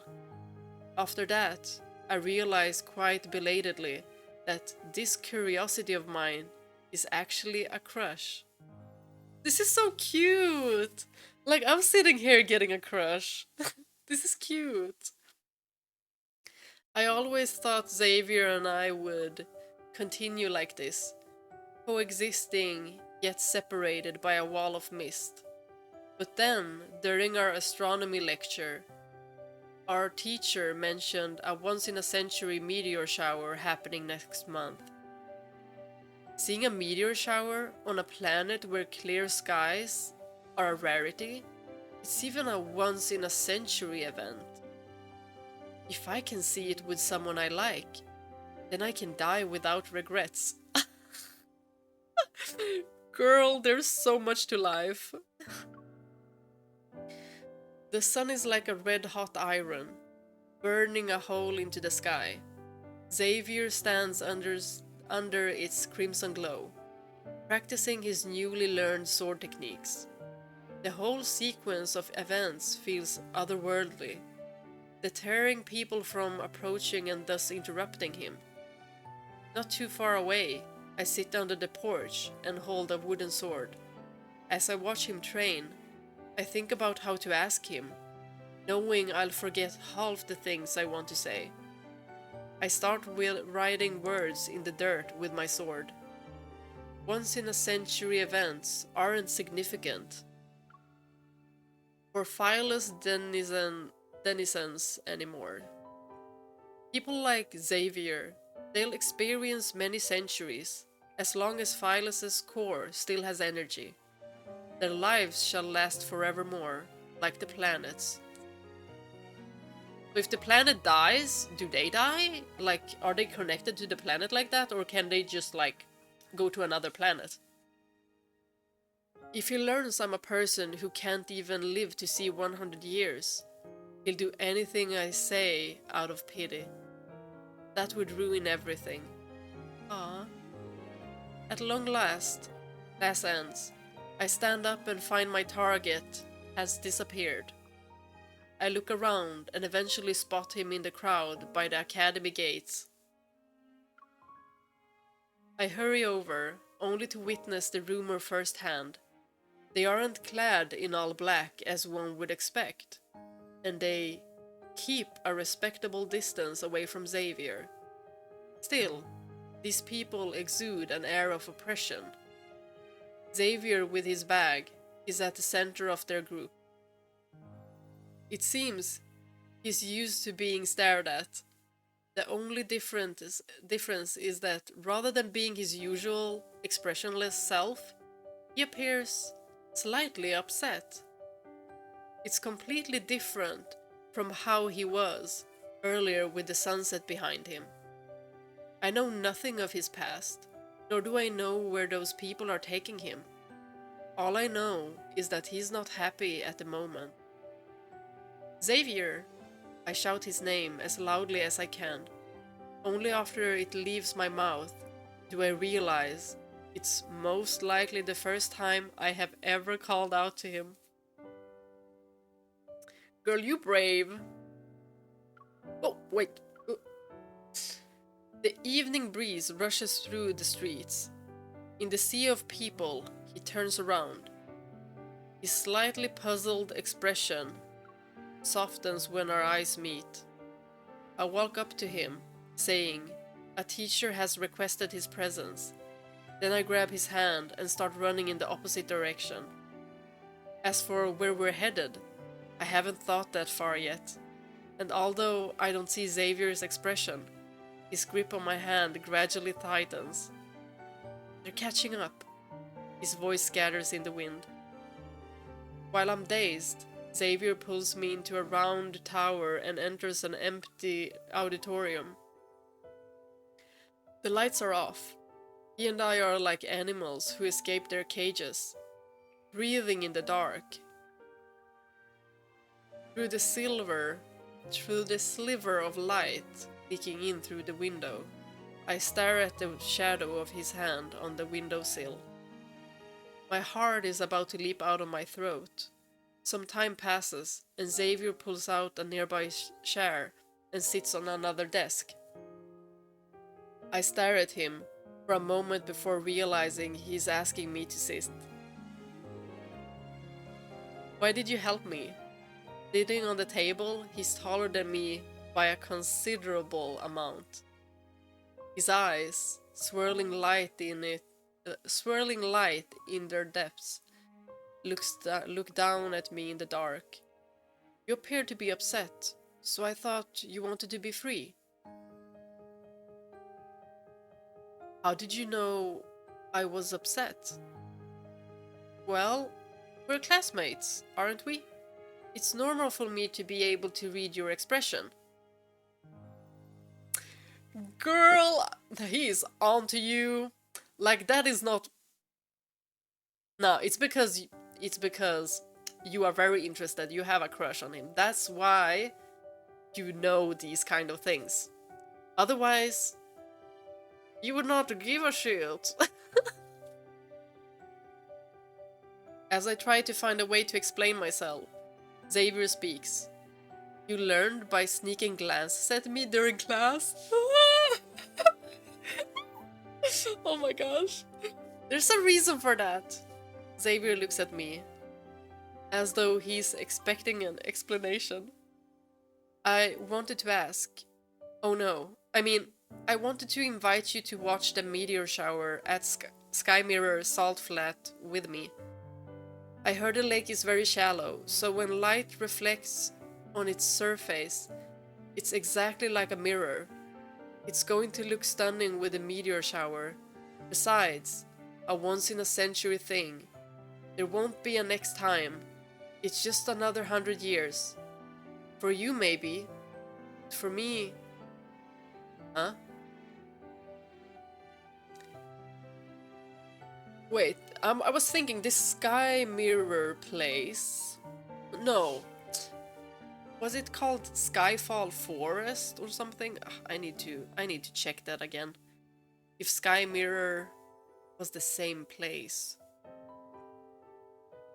You know, when we were at that that forest, we got to know more about Xavier's lore. Why do I not remember what it was called? You know that chapter. Wait, let me just show you guys. Yeah, prologue to tomorrow.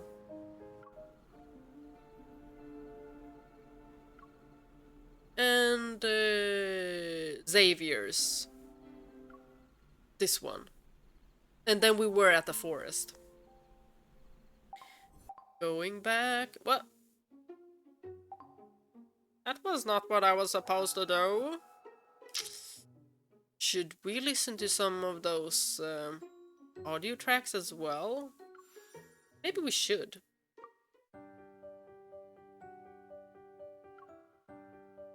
Were we here?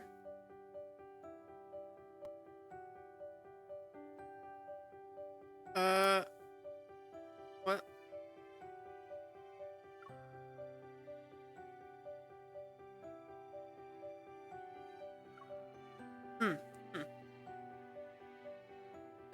Huh? For you maybe, but for me, it's nothing. Do you want to go or not? It's truly pretty. I take my chance to invite him, but when I'm met with silence, I can feel my heart fall to the ground, with a heavy thud. Xavier's gaze becomes distant. He only responds to me after some time has passed. I can't. Is it because of those... I hesitate, wondering what to call them. People? Xavier appears shocked, then he nods without saying a word. I don't force him to elaborate and observe the way he looks at me. I reach out and poke the corner of his mouth. Don't be sad. I'll just go by myself. I'll bring your wish to the stars when I do. What's your wish? I don't have one. How could someone not wish for anything? Oh, do you want me to make a wish for you? I stand up from the chair and face him. I close my eyes with my hands clasped in front of me, wishing with all my heart. I wish Xavier is forever free to do what he wants. Xavier is stunned. He asks, "What about you? What's your wish?" I wish I could be healthy, but I don't even know if wishing on a star actually works. I stay quiet, waiting for the shooting star in my heart to pass before I open my eyes. Suddenly, a flash of starlight appears. I look around, and only to see it's actually light from Xavier's hand. It glows in the dark. This shooting star has made a promise to you. So sweet. The weather forecast says it's going to be a clear day today, but there's only heavy rain in the afternoon. Fat weather droplets cling to the glass windows, blurring the grey outdoors in blobs of color. I glance at the empty space of by my desk, recalling I left my umbrella in my dorm. The fragrance of flowers in the botany lecture hall is slowly putting me to sleep. I tear off a piece of paper to write my sorrows. Ugh, it's so annoying. I can't believe it's raining. I also didn't bring my umbrella today. What about you? I tear the paper, scrunch it into a ball, and then throw it at Xavier's desk. When the teacher isn't looking, I hear 2 swishes before receiving his reply.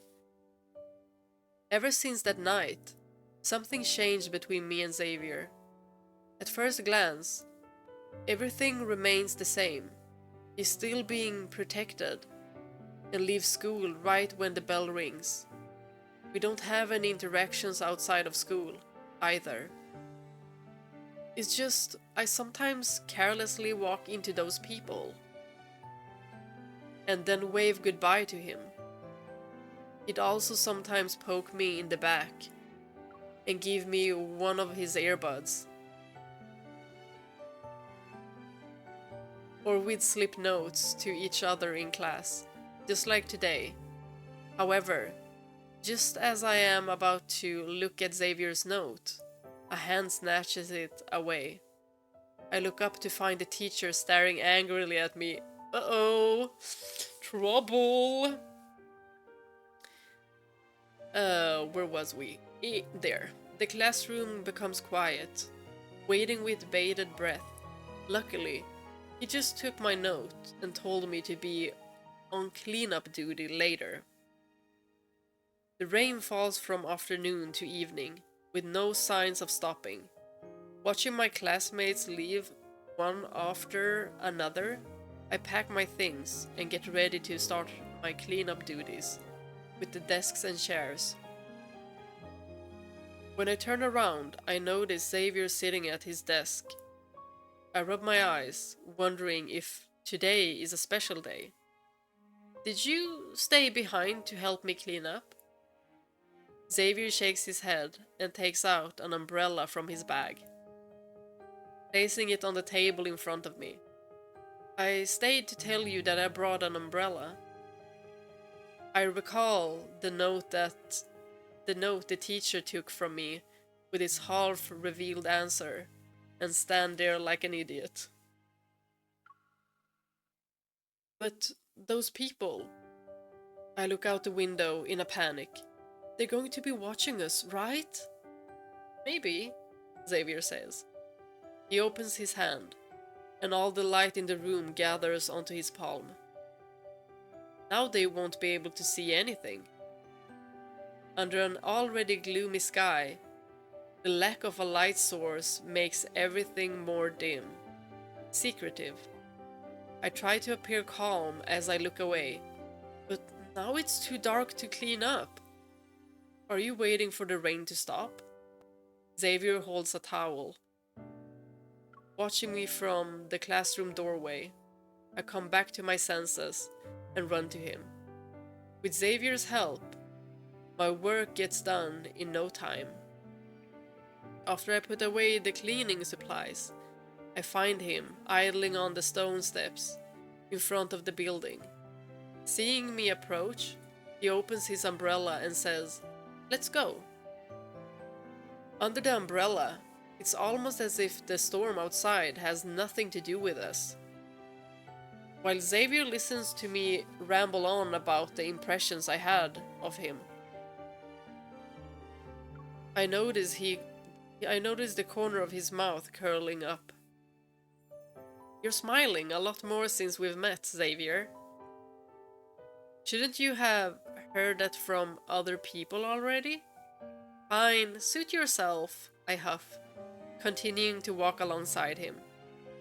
And of course, when silence falls between the two of us, my stomach lets out a loud, long groan. I look at Xavier immediately. He looks back at me with a blank stare. Then there is mirth in his eyes. Do you want something to eat? All of this reminds me of his chapter. But it's so late now. Are you allowed to?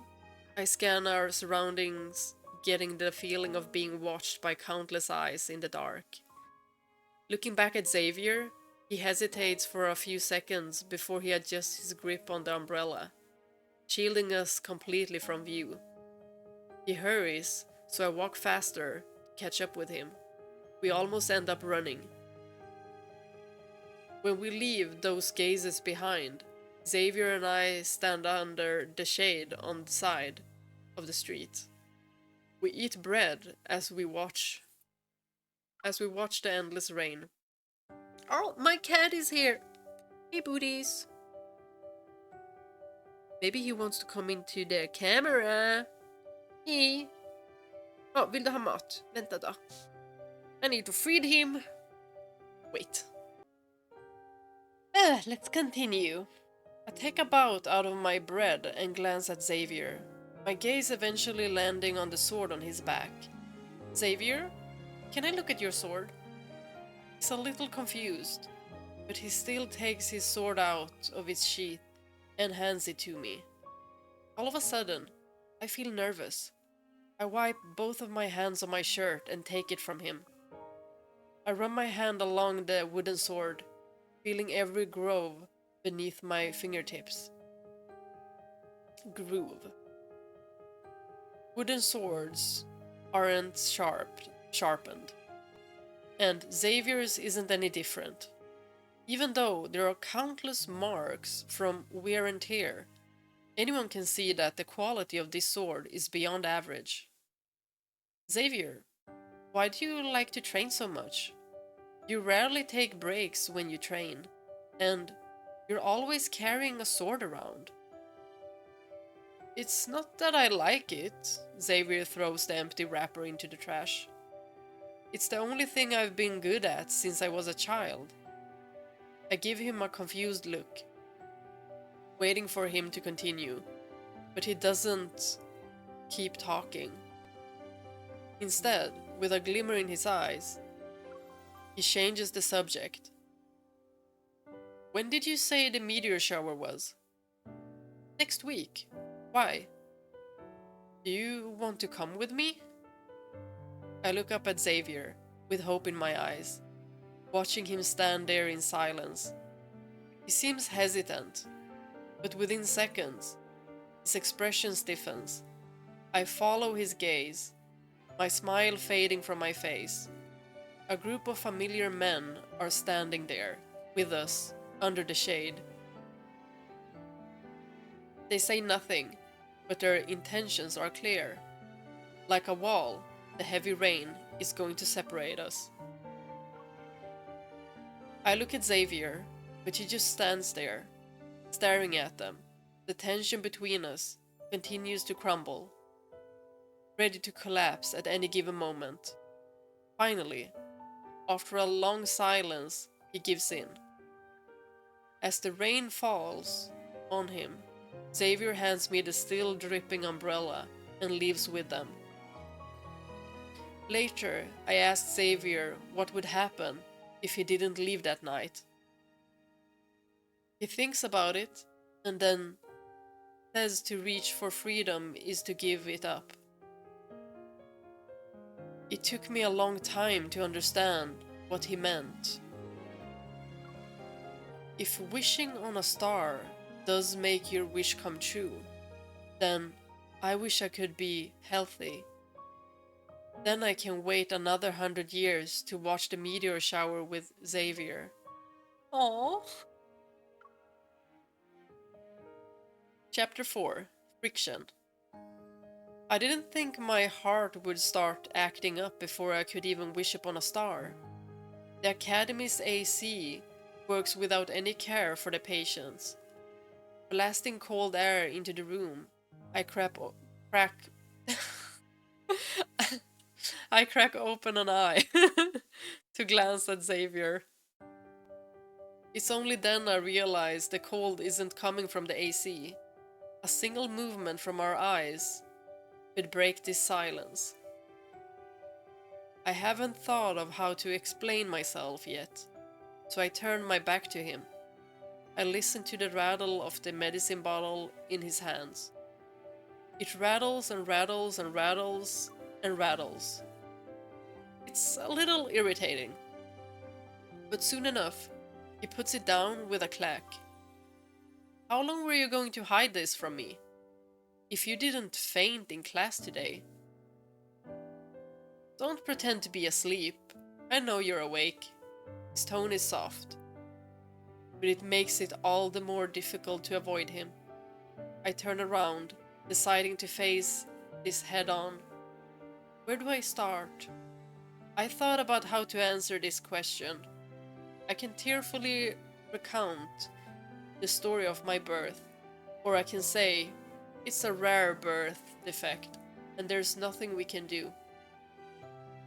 I just never thought my words would turn into incomprehensible mush by the time they reached my mouth. I stumbled through my explanation, and I don't even know if he understood any of it.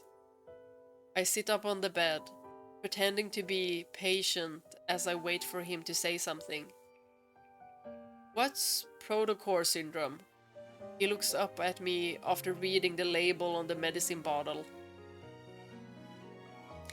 It's probably a terminal illness that makes my heart weaker and weaker. Is there no cure? There is, but we need a special protocore. What kind? They say there's a protocore that can cure any illness. Xavier doesn't respond, but I can see his eyebrows scrunch up and his eyes dancing across the room. Pylos is huge.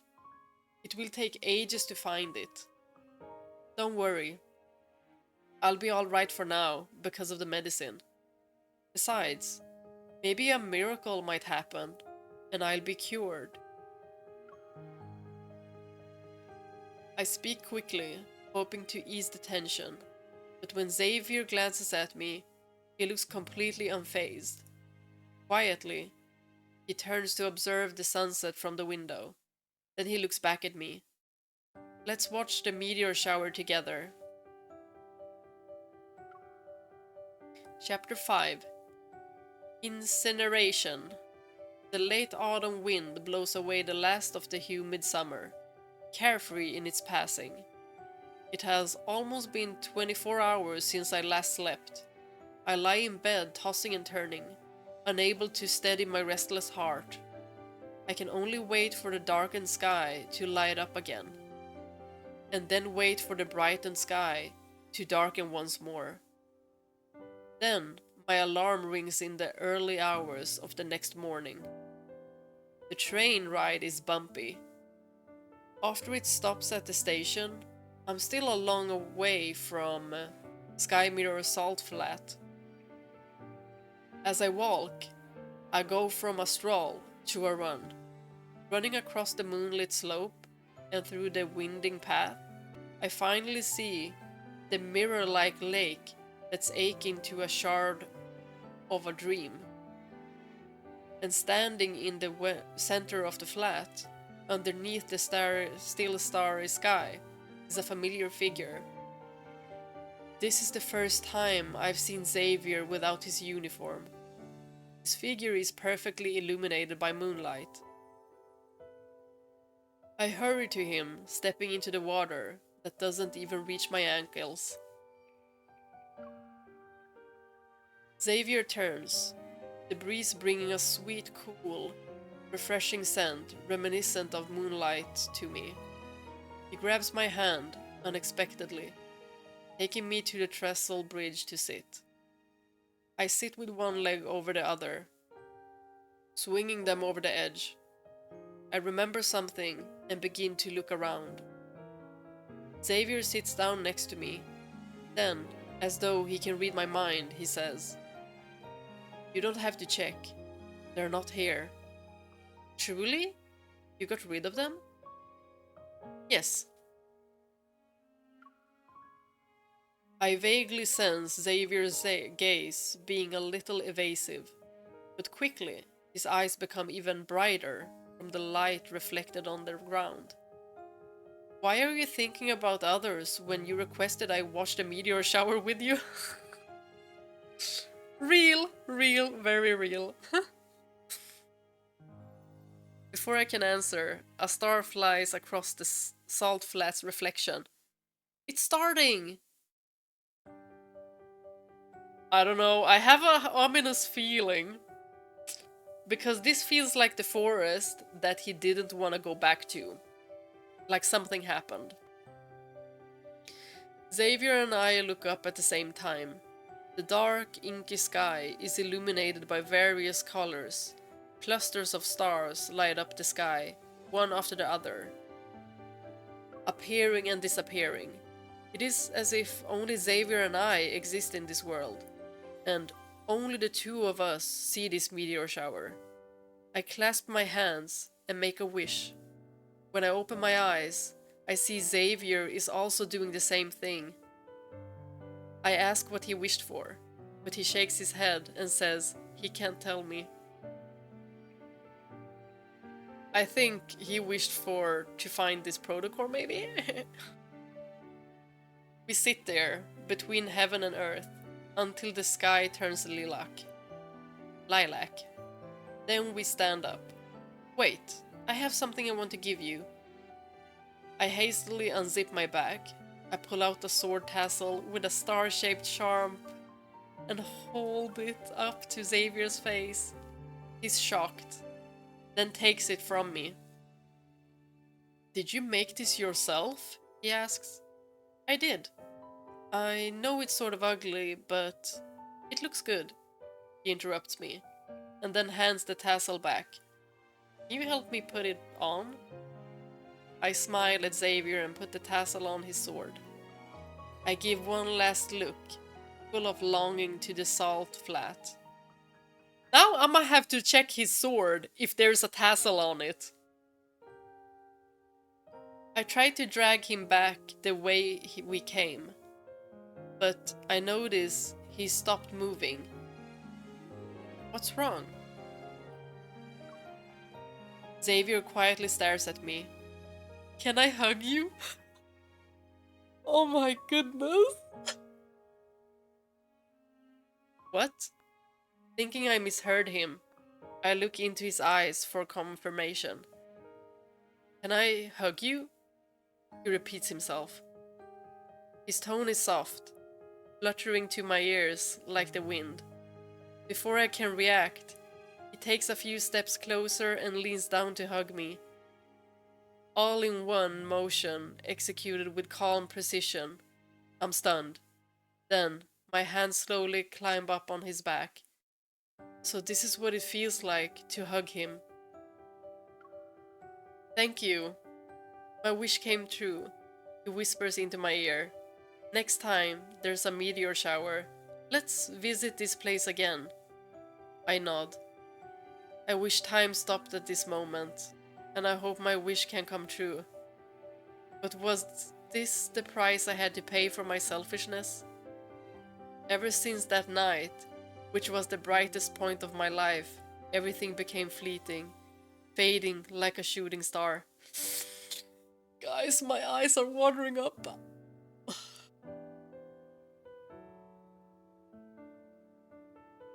This is sad. Chapter 6. Stardust Trail. It's an awful disease. Ever since the meteor shower, I've only gotten more ill. My trips to the hospital became more and more frequent, until one day, I simply couldn't leave. It's nothing I didn't expect. It's just, I didn't expect it to be so soon. What actually surprised me was that I never saw Xavier again. He just disappeared without a trace. No one knew where he went. Maybe he went to find that protocol? Oh my god! I tried to contact him, of course, but to no avail. 1, 2, 3 days pass, and I get more and more anxious. Just as I sneak out of my room, with barely enough strength to leave the hospital room, I recall what he said about how reaching for freedom is to give it up. Did he lose his freedom when he went to watch the meteor shower with me? I lie on the hospital bed every day, tossing and turning, deep in thought, like the night before the meteor shower. But the sky doesn't light up any quicker with my dark thoughts. Likewise, no matter how much I think about Xavier, he doesn't appear. Even if I am stupid, it's hard to miss the fact that my days are numbered. I can tell from the look on the nurse's face whenever she comes in. Besides, this withering heart is mine. Exactly 1 month after the meteor shower, I force myself to sneak out of the hospital and return to the salt flat, even if is for that promise. I have a feeling he'll be there. It's amazing to hear the salt crunch beneath my feet. Despite it not being too long ago, I was able to run and jump the last time I was here. I sit on the trestle bridge for a long time. Longer than I did on the night I watched the meteor shower with Xavier. After all, there is no next time.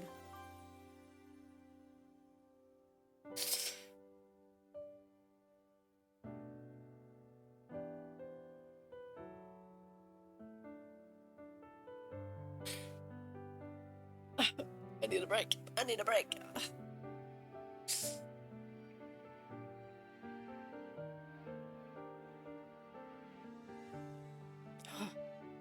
Just as I prepare to leave, I see a star reflected in the distance.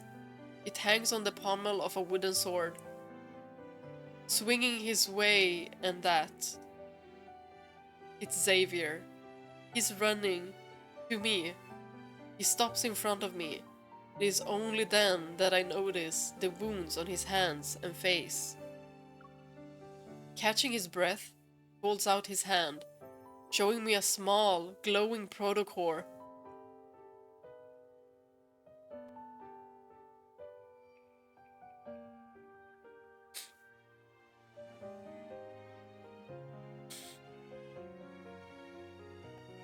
I didn't expect that I would need paper.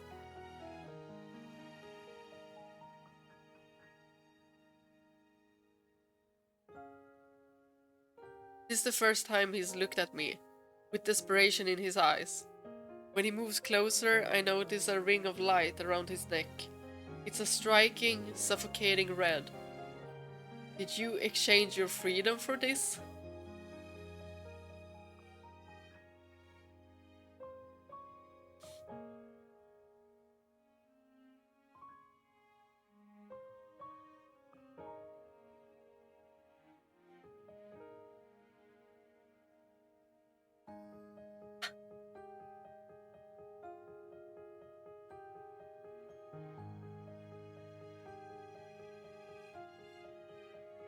Damn it.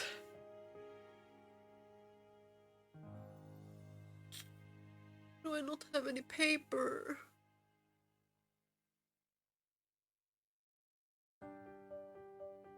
He doesn't answer.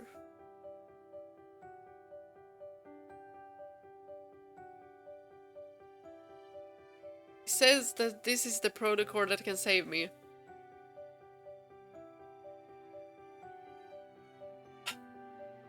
I can't read, you guys.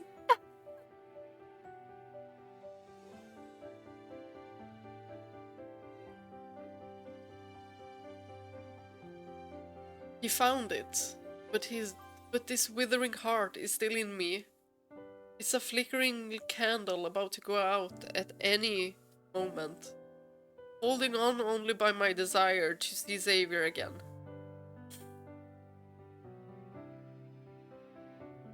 I reach out and touch the wounds on his face. Some of the blood has already dried. I don't understand why Xavier, so calm and clever, would risk his life without a thought. He's willing to dive headfirst into danger for this dying heart of mine. It's too late. I want to touch Xavier's neck, but I only grab air. Return the protocord to where you found it, alright? Xavier doesn't say anything. He clutches the protocord until his knuckles turn white. You promised we would watch the meteor shower again.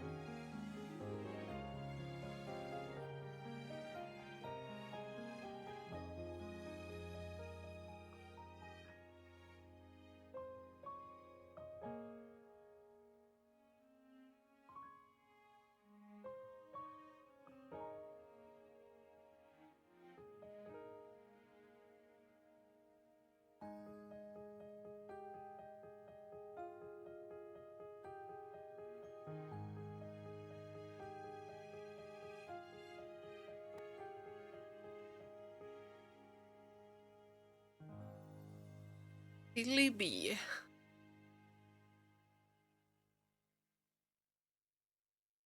We have our own destinies. Some things can't be forced. I reach out and poke the corner of his mouth.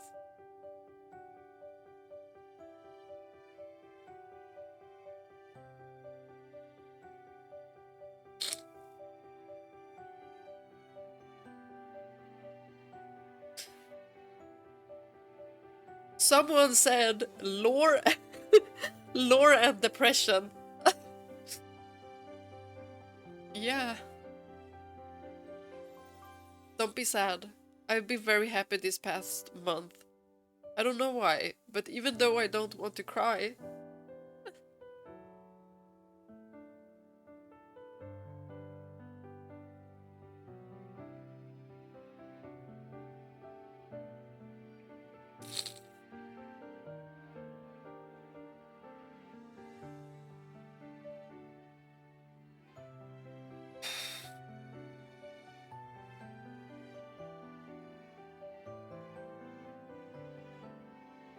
should have really prepared some paper.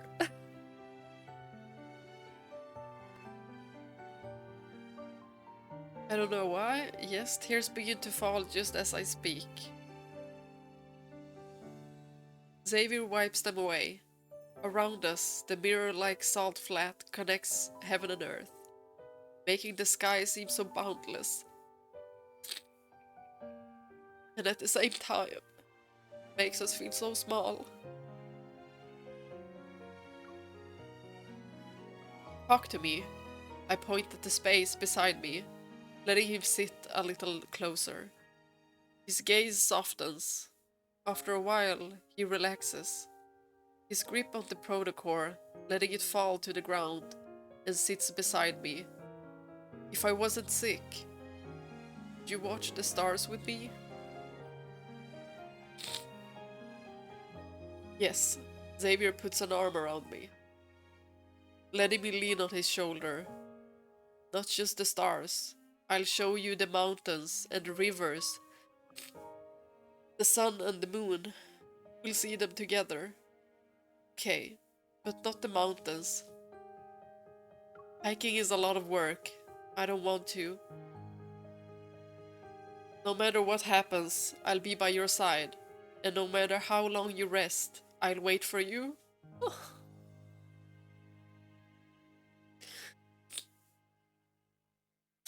I need paper.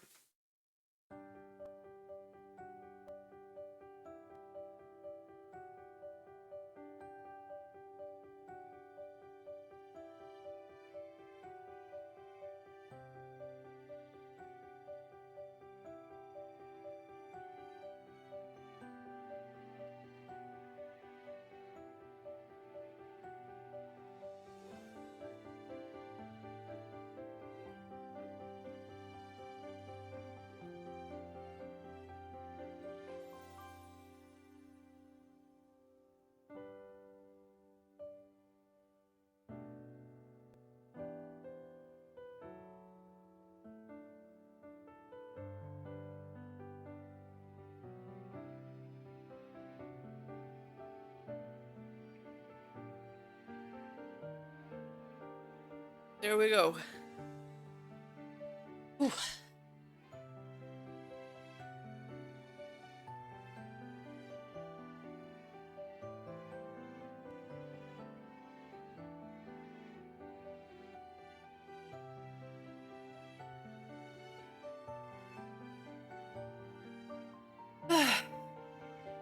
No matter what happens, I'll be by your side, and no matter how long you rest, I'll wait for you. Alright, since you insist, I'll just have to agree. Leaning on Xavier's shoulder and dreaming of a disease-free future makes me happy. I feel my strength gradually disappear. I use whatever I have left to look up at the sky. It's a shame. There are no stars tonight. There is one.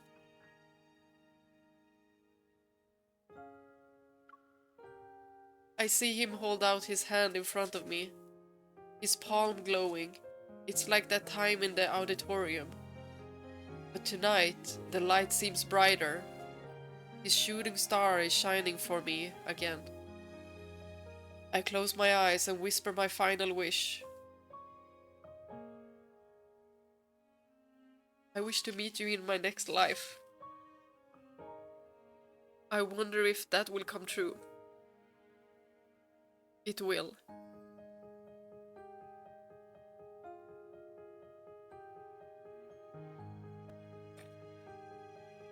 He holds my hand. It's nice and warm.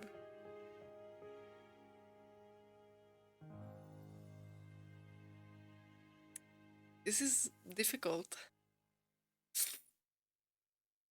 I nod reassuringly at him. Then I feel as though someone is calling my name from above.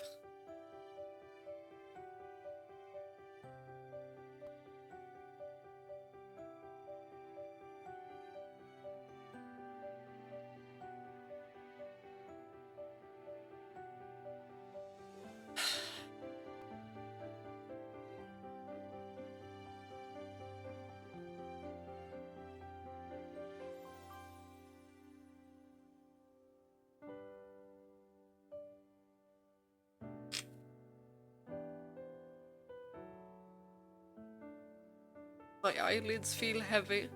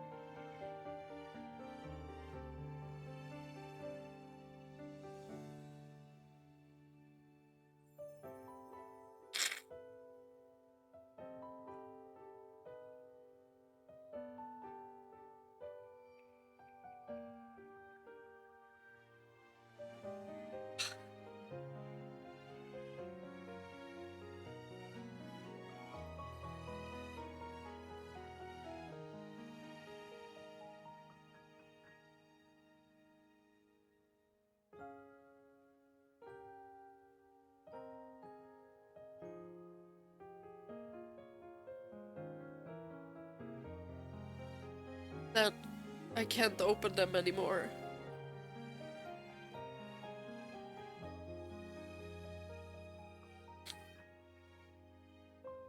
In the final moment of my life, I feel like I'm being held.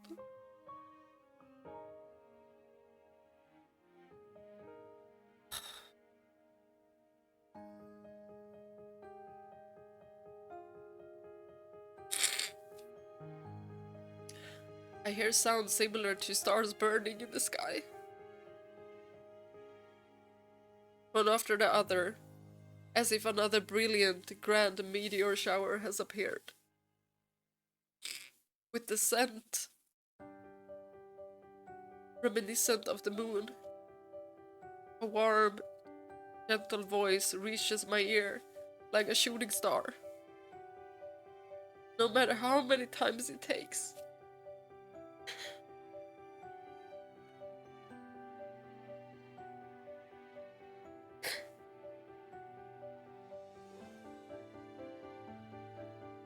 No matter where you are, I will find you.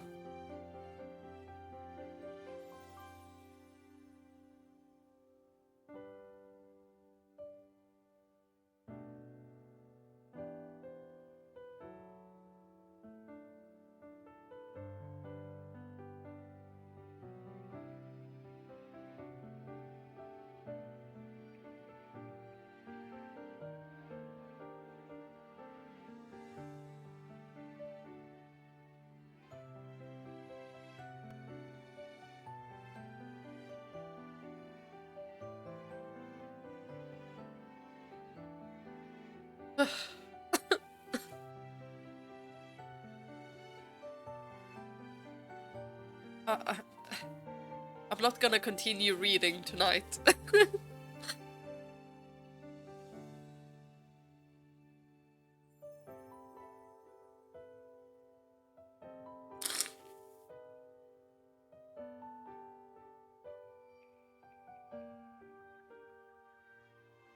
Good thing I didn't wear mascara.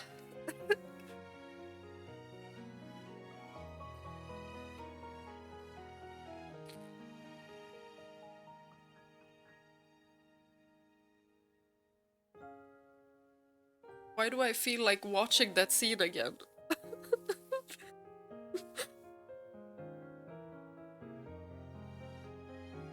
Should we?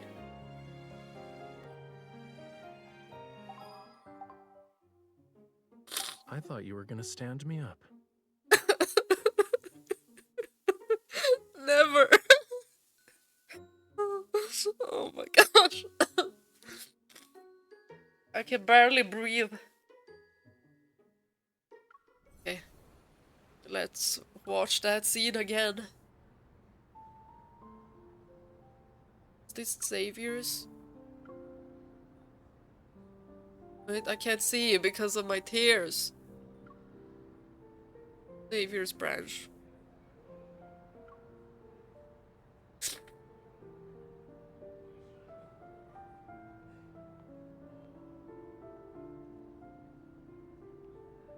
Was it 10?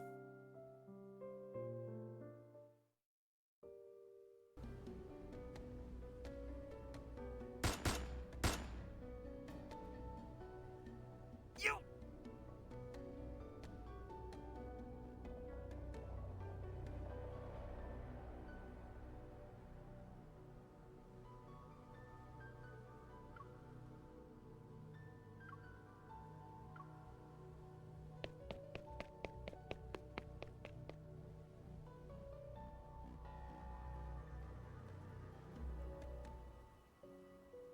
This is it. A planet that uses to survive.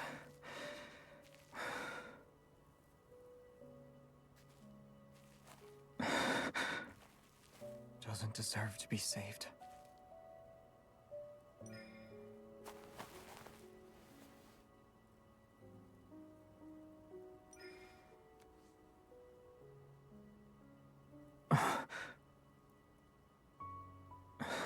You are...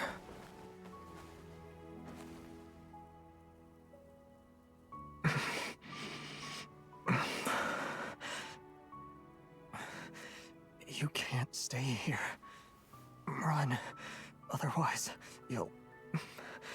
as well.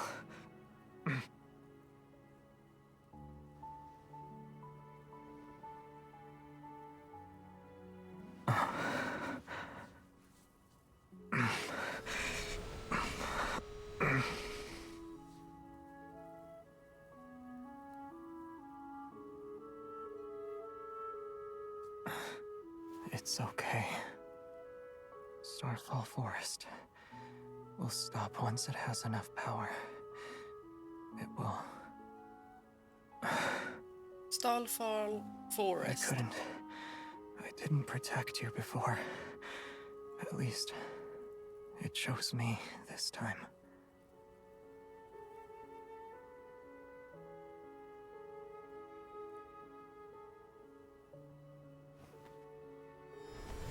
No.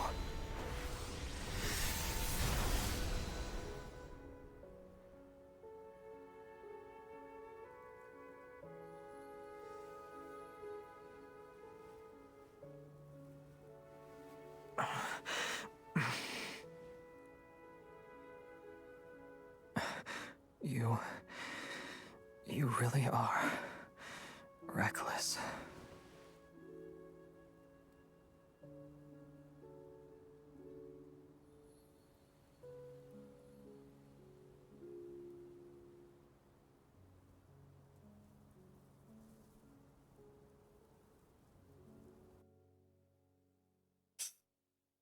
Oh my goodness.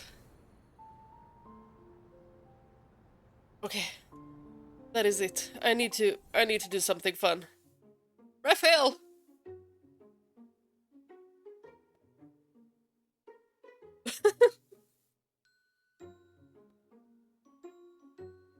Wake up! Now is not the time to sleep.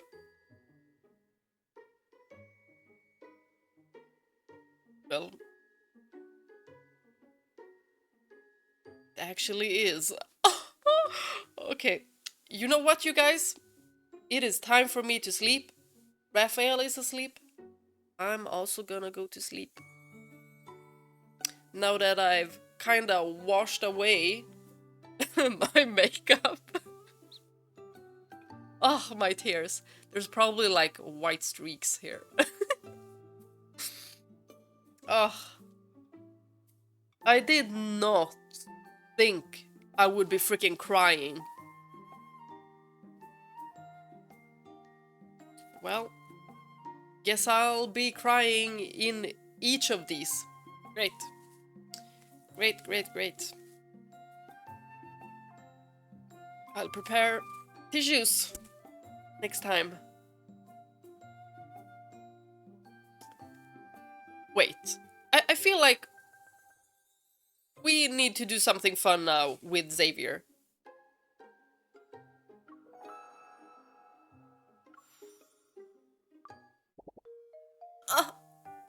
I don't have any.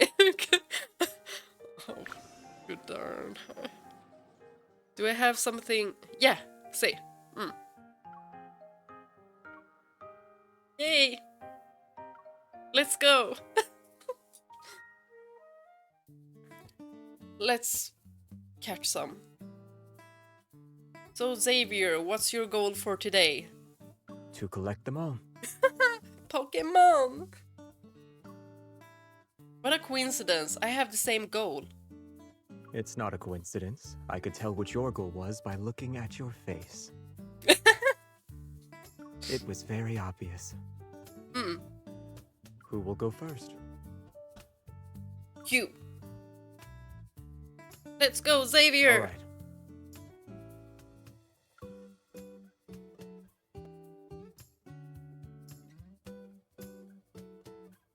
Which one do I want?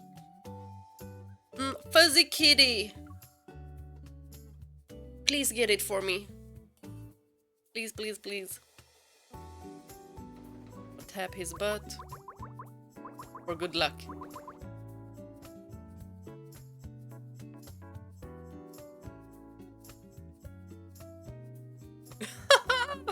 Oh. Oh, you're using your evil.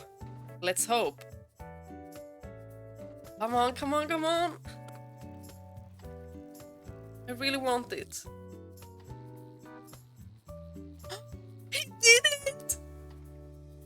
He got it!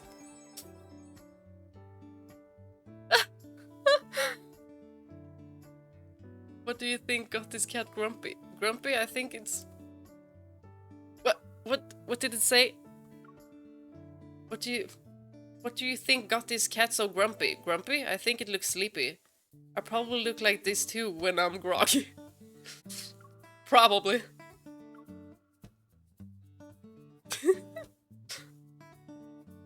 Can you get another one? The cutest one, the ugliest one? Which one is the ugliest? What? Let fate decide.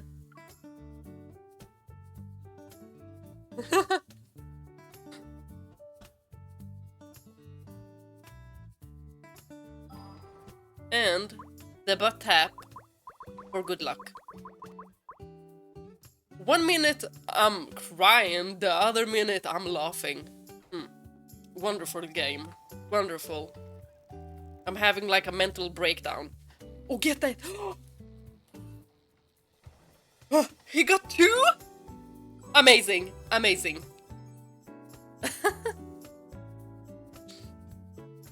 How did you become so good?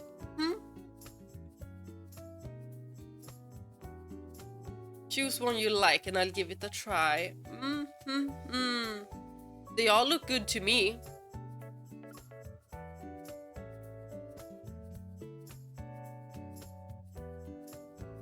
Yep. Leave it up to Xavier. Let me just tap his butt real quick. For good luck.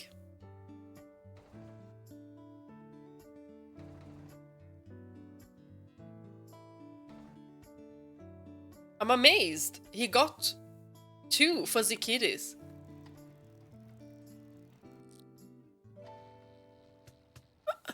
Xavier is on a roll. Is it because he knows I've been crying? I think that's why.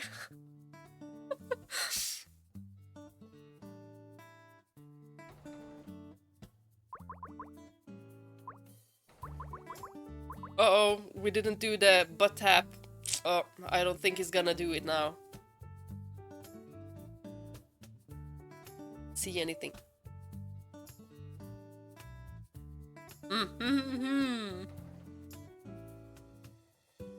Get it, get it, get it! Will he get it? I believe in you.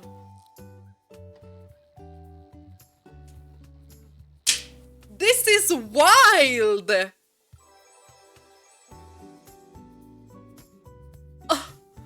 We didn't break any rules. This is wild! What?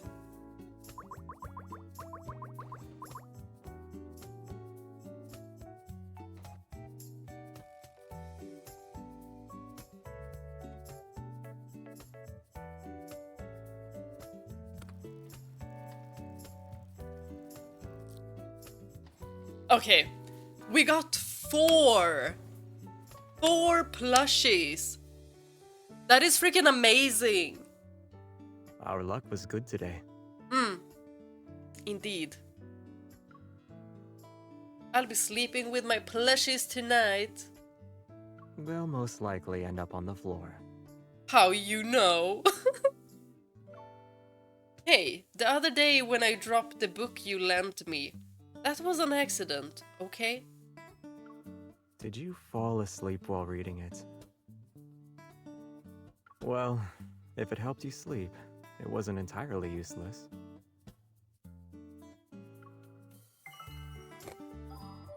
Yay! Always drooping its eyelids from drowsiness. It's often mistaken for being angry, though sometimes it might actually be angry. Do I have enough chocolate points? Let me have a look. Let me have a look-see. I kinda wanted this for Xavier. But I also want this for Caleb. I'm sorry, but this is so fucking ugly. I'm so sorry, but this is so ugly. I hate this. From the back it looks nice. What in the Disney Channel? No. Okay, we're gonna check everyone's outfit. I like this. He has good style. Preppy style. Oh, Pajama Zane! Look at that butt. Ah. Hold up. Raphael. My husband. He's so fine. Silas, oh my god, he is like a building.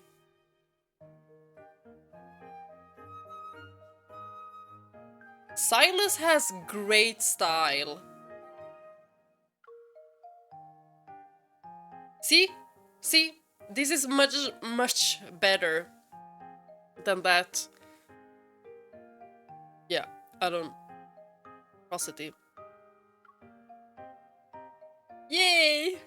No, look at the socks! That is so cute. Good night. Is that what it says? Yeah. Good night.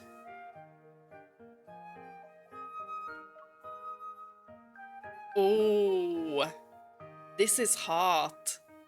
Like, if a policewoman would stop you and she looked like this, I'd be like, what did I do? And how do I do it again? This is nice. MC has good style. This is cute. Oh, I'm about to sneeze.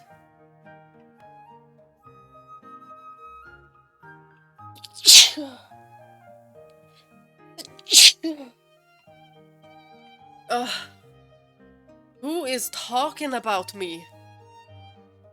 That's what my mother says. If you sneeze.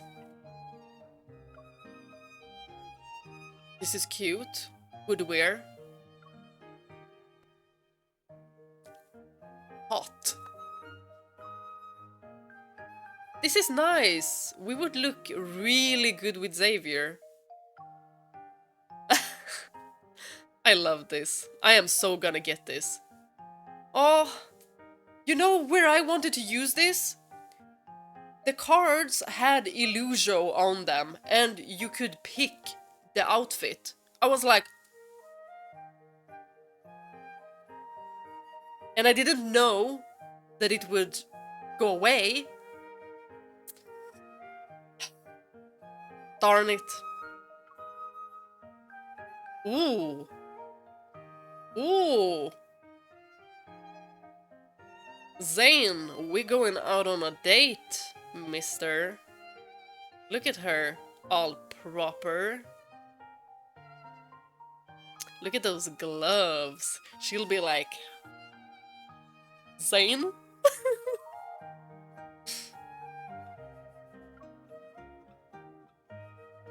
Oh. Oh, wow. This is beautiful. Oh, this is so cute. This is adorable. I don't know which one of them I like the most. This one clips through.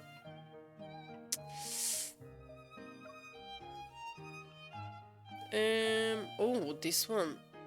I'm about to ride a horse. Or a man. What?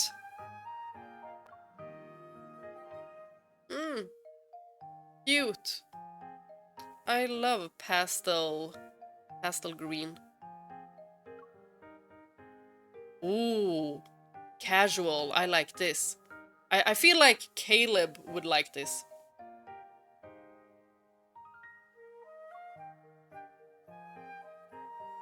Now we have the head ornaments. Wasn't there more?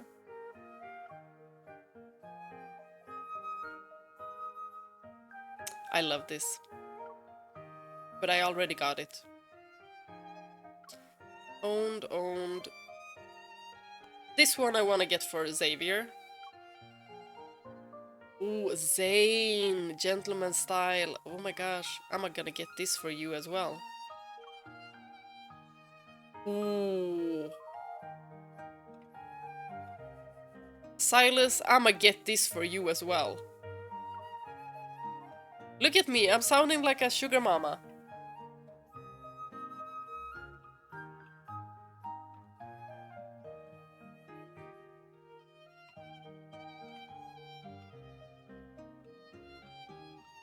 You know what? I feel like he would like for us to choose what he wears.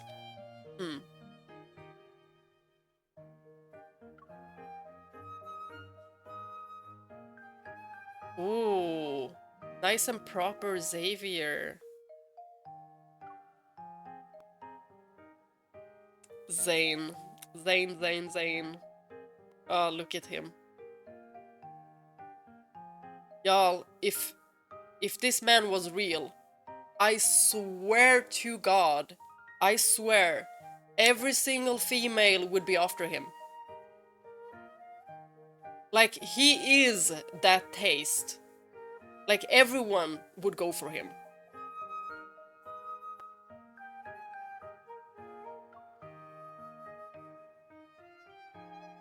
Oh, my honey! Oh my god, look at him.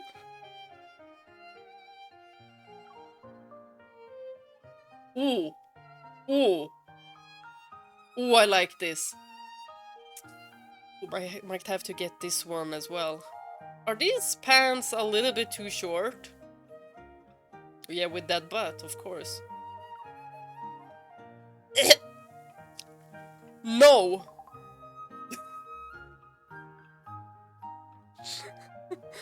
Oh. Guys, that is it for today.